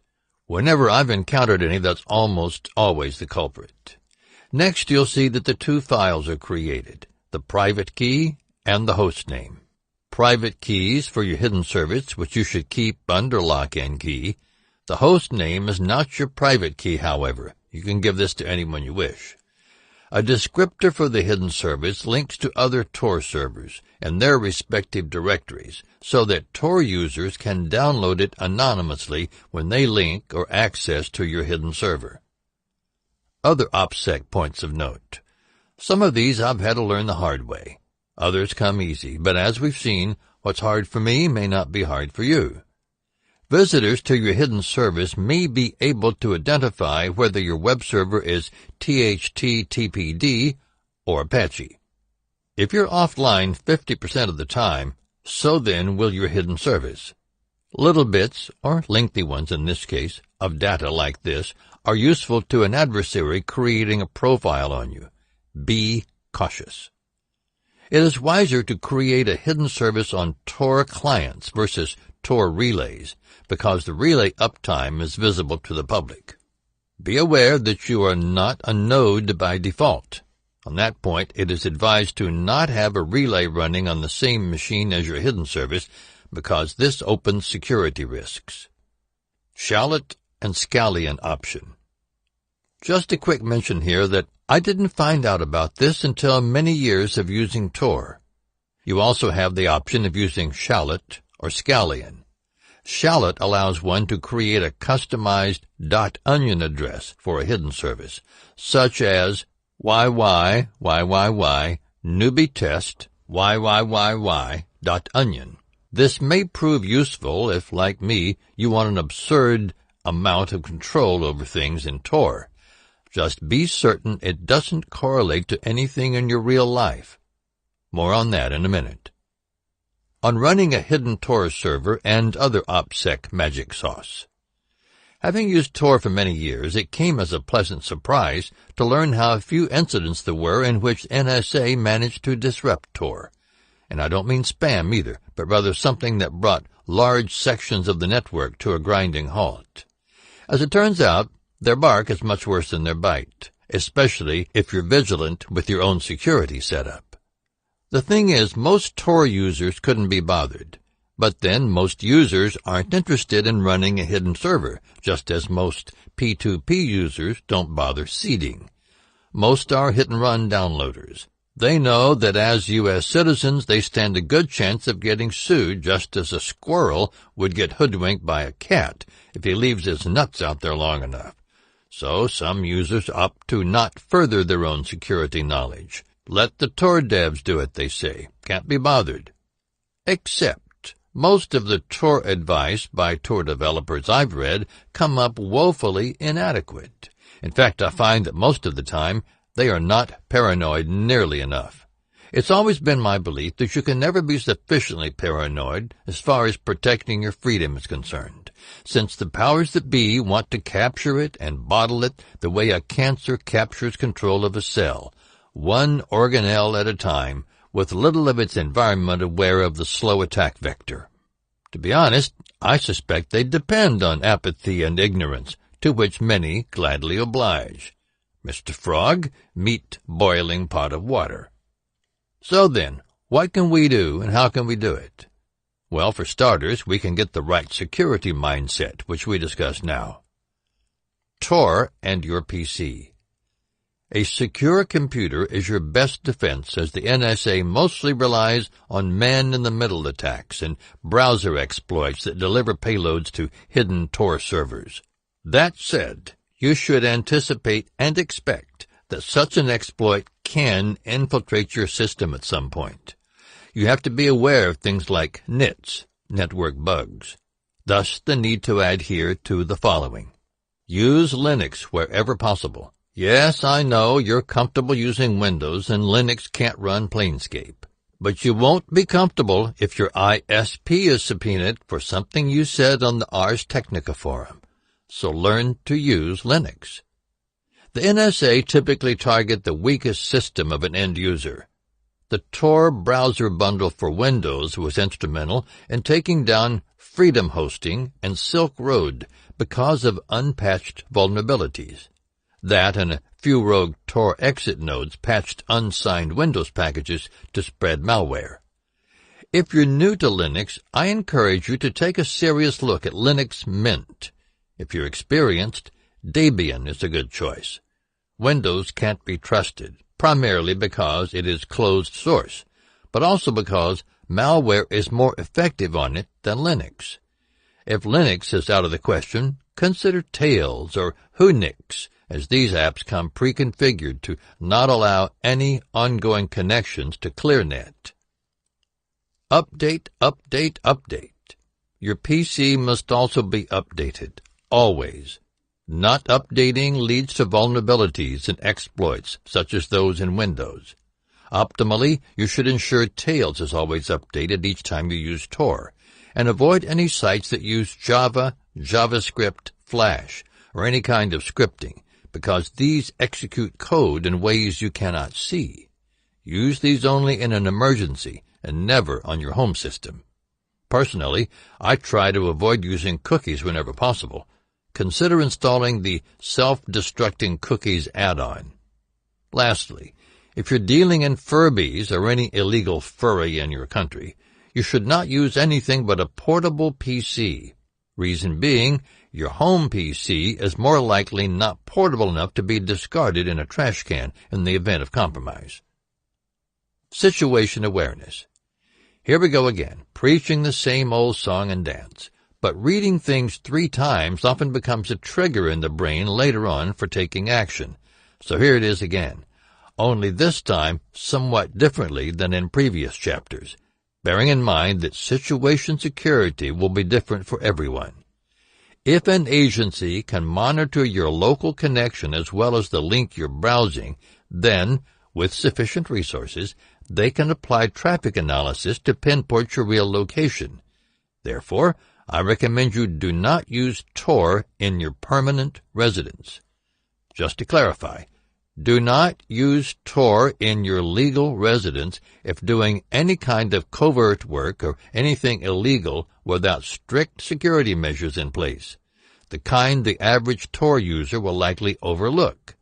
Let that other guy learn his lesson. It's a tough break, but better him than you. He's a 19-year-old named Jimmy who likes hacking into the Pentagon looking for UFO pictures. You're a 32-year-old construction guy with 2 kids and a mortgage. Who has more to lose?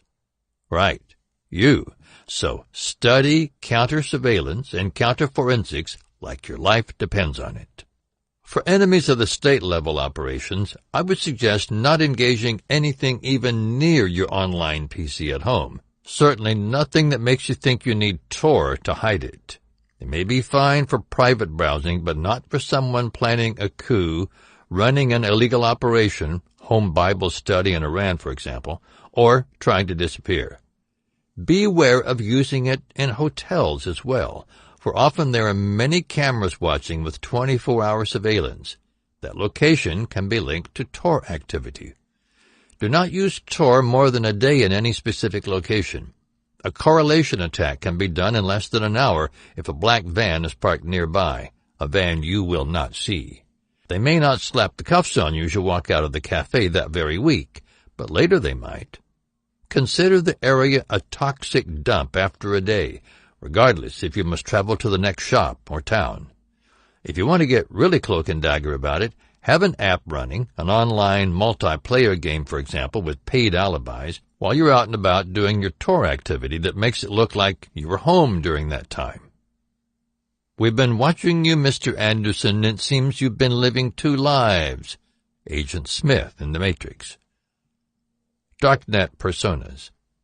If you've read this far, then you're no stranger to Tor, and probably have heard of at least one Tor bust where an undercover agent got a phone number or ClearNet nick from someone they were targeting because the target trusted too much, too quickly. When it happens quickly. The more like lightning. Then, months later, his relatives find out in the news where he was at the time. In jail. No matter what country you live in, you can avoid this by retraining yourself to be invisible. It's hard to do, and sounds so much easier when Yoda says it, but there's no getting around it. You must unlearn what you've learned. First, you must live and die by two personas, and consider every Tor session a property of your other self, the other guy, that shadowy, thiefy-looking taffer sitting in the corner. He's the second you, one that despises Incubus and loves Tool and views Neo as another beta-orbiting punk who got the luck of the draw when Morpheus and crew unplugged him. This clone would never in a million years use Twitter or YouTube or any other traceable time-wasters. He'd never hang out with you, nor would he call you up for a few Heineken beers in public. In fact, he hates beer and prefers J&B, as he hacks with John Carpenter's The Thing Ost, playing his mood music in the background. That's the other you, the smarter you. And he must be the new you on Tor, and you must forever separate him from the non-Tor you. His Facebook, Twitter, and YouTube accounts are all fake. He's never once used them on his home PC or even a nearby library. His nicks are different, as are his passwords, likes, dislikes, and even the fonts he uses to browse the deep web. Mixing this dark persona with your own would be like the boy made of matter kissing the antimatter girl. Boom. Further, any phone calls this person makes are done by prepaid phones that were not purchased by any credit card he holds. Where electronics are concerned, he is a cash-only guy, and then only if he is 20 miles from home. Any SIM cards he uses are strictly used in conjunction with Tor activity and never used in phones the other guy uses. And he deliberately leaves false data trails wherever he goes. Kind of like the CIA does. To better clarify this idea, let's assume John Doe doesn't know any better. Let's say he watches a movie on Netflix and does something stupid. He moses over to Freenet or some obscure Tor site and drops intel without even realizing it, all on account of his eagerness to share his great cinema experience with his darknet buds. Hey guys, just watched a cool flick with Russell Crowe. Those rent-a-cop guys sure are as dumb as a sack of bricks. Police are dumb, he says. Metadata is collected by Netflix, just as it is with Google and Yahoo, every single user. They know every film you viewed, and even which ones you hated. He's even made forum posts indicating similar weather and, though not mentioning names, has griped about local politicians being handcuffed in very geographically specific arrests, even dropping the charges. In light of all this, how many Netflix fans do you think watch this movie at the same time of his Freenet or Tor post? How many in cities that had local politicians arrested for embezzling? how many with similar weather depicted in the film? Most likely fewer than 10. Maybe not even that. There's also the handwriting element that'll give him away. Does he misspell the same words over and over, throw commas like daggers, misuse semicolons, and run-on sentences? System clock out of sync with his posts. All of this leads to a great profile that ties his IP address to his identity. Often it's enough to get a warrant if he so much as whispers that he's obtained any kind of contraband. Unless, of course, all of this info is tailor-made to fit the other you. We already know that the VPN called Hide My Ass, as well as Hushmail and LavaBit, stabbed their users in the back when threats by a judge became too heated. $5,000 a day in LavaBit's case, until they forked over user data. And all this just so they could track Edward Snowden. Bottom line, learn from Snowden's mistakes. Take every company's claim of anonymity with a grain of salt. The proof is in the number of arrests tied to said company or app. In the case of Freenet, none. But there's always a first time. Recall that they only have to get lucky once, which more often than not relies on your carelessness. Tor Hidden Services. High risk, high reward. CNN, along with Fox News, has been trumpeting the defeat of certain hidden services for a few years now. Services like Silk Road and Freedom Hosting, which, if you listen to the media, signal the death of anonymity services. They're an easy target for the FBI, since hidden services are not high on the list of priorities by Tor developers yet. Same for the NSA. Both agencies know every trick and hack there is to know about running a hidden service. For this reason alone, so should you. This isn't to say you need the years of experience to match their team of super hackers, but only that you need to be even more vigilant to run such a service than you do visiting such a service. When you run a hidden server on Tor, you are, as Ernest Borgnine so eloquently put it in Escape from New York, the Duke, number 1. If there is ever a leak sprung and you find your cards crumbling in front of you, then you only have yourself to blame. Your number 1 priority is actually pretty simple. If you're the top dog, the administrator, or the director of an operation, you must walk the walk yourself and be 100% self-sufficient. For Tor, that means the server must not be run under someone else's control if you can help it, because if that service is compromised by your partner, you won't know until it's too late, unless you've worked out some rudimentary SOS signal, which is hard to do from a prison cell. In any case, everyone goes down if you misjudged. That means total anonymity, 100% of the time, with world-class jewel thief stealth ability, being able to predict with certainty when someone's off and when to pull the plug. This is especially true in countries that are hostile to democracy. The Silk Road guys failed to exhibit much of this ability. In fact, looking through the court and FBI details regarding the arrest, one gets the impression he was very lax in basic security, to say nothing about advanced OPSEC. He repeatedly made mistakes, so that luck on the part of LE never really came into it at all. The guy was just sloppy. The following bits of rules originally dealt with general spycraft, but were later honed to improve online anonymity. To that, they work quite well, if you post it somewhere where you remember it. As well, each was only 1 sentence long. I've added my own gems to a few of them with the North Korea scenario as a base from which to grow your underground resistance, so to speak. First rule of acquisition: never, ever, ever run a hidden service within a virtual machine that is owned by a friend you barely know, or a cloud space provider. Remember, all the cloud is someone else's drive or network and not your own. That means encryption keys can be dumped from RAM. And who owns the RAM? Right, the cloud space provider. If lightning should strike, and it will strike when you least expect it, there goes your anonymity, as well as the anonymity of your visitors if they are lazy in their browser habits. The FBI delivered a payload this way to unpatched Tor browser bundles in 2013.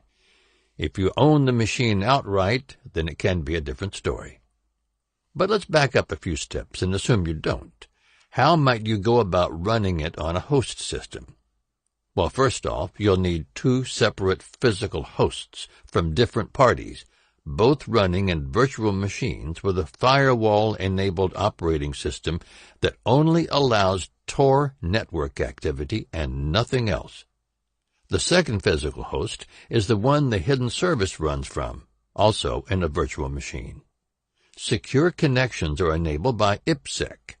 If you don't recall what that is, it's actually pretty basic.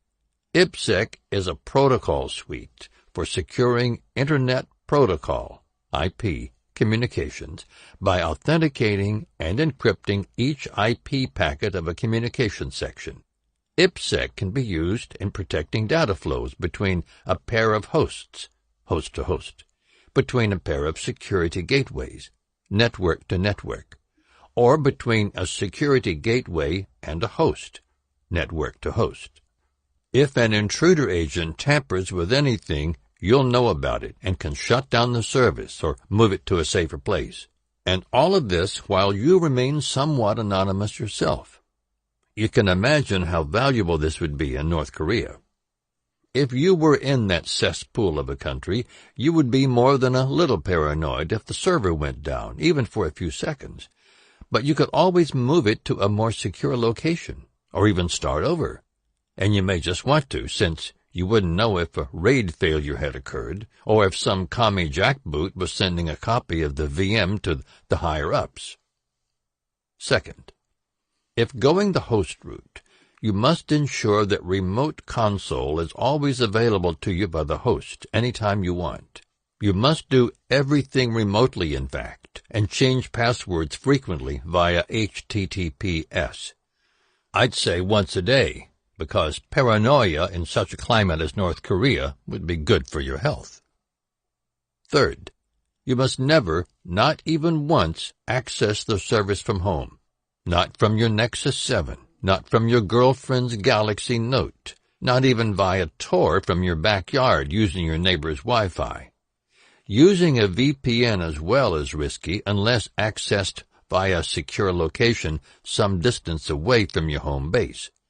It's overkill, I've heard some say, for Canada and the U.S., but then there is no such thing as overkill in a gulag. We've no idea where we'll be in 20 years, technologically or judicially. Fourth, move the service on occasion. Again, look for any YouTube video on how snipers train to take out an enemy. They move place to place after each shot to conceal the true location from the enemy. How often is up to you. Once a week? Once a month? I'd say every 21 days. You can never be too secure when running one of these, and luck always favors the prepared. The death of anonymity. British Prime Minister David Cameron went on record in January 2015 to say he wanted to outlaw all encryption-enabled messaging apps if the government cannot have backdoor keys to decrypt encryption. It's quite a preposterous idea, even now in 2015. While on the campaign trail, he said, "Are we going to allow a means of communications which it simply isn't possible to read? My answer to that question is no, we must not." While he referred to mostly chat programs like WhatsApp and whatnot, you can bet the ranch he was also talking about apps like PGP, Freenet, and the discontinued TrueCrypt. Regrettably, he used the Hebdo, cartoonist, attack as justification. Similar trends are developing in Canada regarding VPN usage. New laws now require VPNs to identify customers who download copyrighted works like movies and games, so that infringement notices get to the right person. And that's the problem. How soon politicians forget how the Internet actually works. Implementing what they want means VPN providers must retain access logs for 6 months minimum. This alone pretty much guarantees that a VPN's ability to sell anonymity services, privacy actually, will dissolve, thus leading to massive losses. Customers aren't stupid. They know when their privacy is being targeted.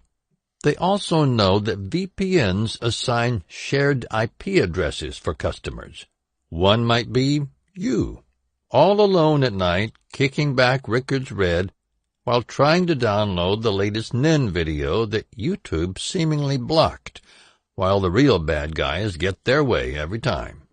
The saddest part of this isn't that none of this will stop terrorism or copyrighted infringement, or that it will hurt most private encryption vendors, or that only politicians will have encryption while the citizens have none. No, the saddest part is that we'll have become the frog in the pot who turns the oven on ourselves to full heat and then slip back into the pot, all because someone more powerful than you said it was the right thing to do. Our world will become a juxtaposition of opposites, where right is wrong and light is dark, and no one has security except for the agents of the brave new world they'll build, where to be more secure is to be less secure as us peons go, because if the government says so, well, that must be the gospel truth. Because when's the last time a politician lied? If you learn nothing else, remember 2 things. Back doors are security holes in 100% of cases. The second one is similar. Anonymity and privacy and the freedom that is born from it will only die if we let it. Therefore, we must be more vigilant than even the state and more determined than our enemies if we are to hold on to the freedom we've earned by the blood of our patriots. I wish you well and Godspeed. May you forever be known by the strength of your enemies. Chapter 11. Closing thoughts. As you can see, the powers that be are actively targeting your ability to make choices about your own freedom. They work in baby steps. A little here, a bill rammed through the legislature at midnight. They think you're stupid and blind as a bat. They think they can run your life better than you can. Only they can't. Did the NSA stop the attack on Charlie Hebdo, the French cartoonist? Did they stop 9/11? Did they stop the bombings in Spain? A death from 1,000 cuts, one at a time, and before you know it, you're feeling very lightheaded, but aren't sure why. Just remember, always take great pains to condition yourself to live by a strong security mindset. That is, develop an ability to configure things logically and anticipate trouble way ahead of time, seeing weaknesses in your submarine before the water comes pouring in, also known as a gut check. Better still is to have something set up long ahead of time, a plan B, a plan C, even a plan D if you can afford it. If there's one thing that you have that they don't, it's incentive. Incentive to work harder than they do. Incentive to strengthen your rights rather than weaken them. Incentive to forge allies of freedom and patriotism rather than allies of tyranny and darkness and rain and failure. But most of them clock out at 5 p.m. every day. Will you? Want to know more? First off, I owe you a big thanks and a round of beer for reading this book. You could have picked up any one of dozens of great books on this topic. You took a chance with mine. So, thank you for that. Seriously, reading to the end takes a strong mind. If you liked what you read, then I need your help. Please take a moment to leave a review for this book on Amazon so others can learn to use Tor and Freenet and, well, protect themselves. Speaking of protection, I've used a number of tools to get to where I am now, and some of the topics that failed to pass the censors in this book quite miraculously managed to slip through in my other books. Go figure. One thing, though.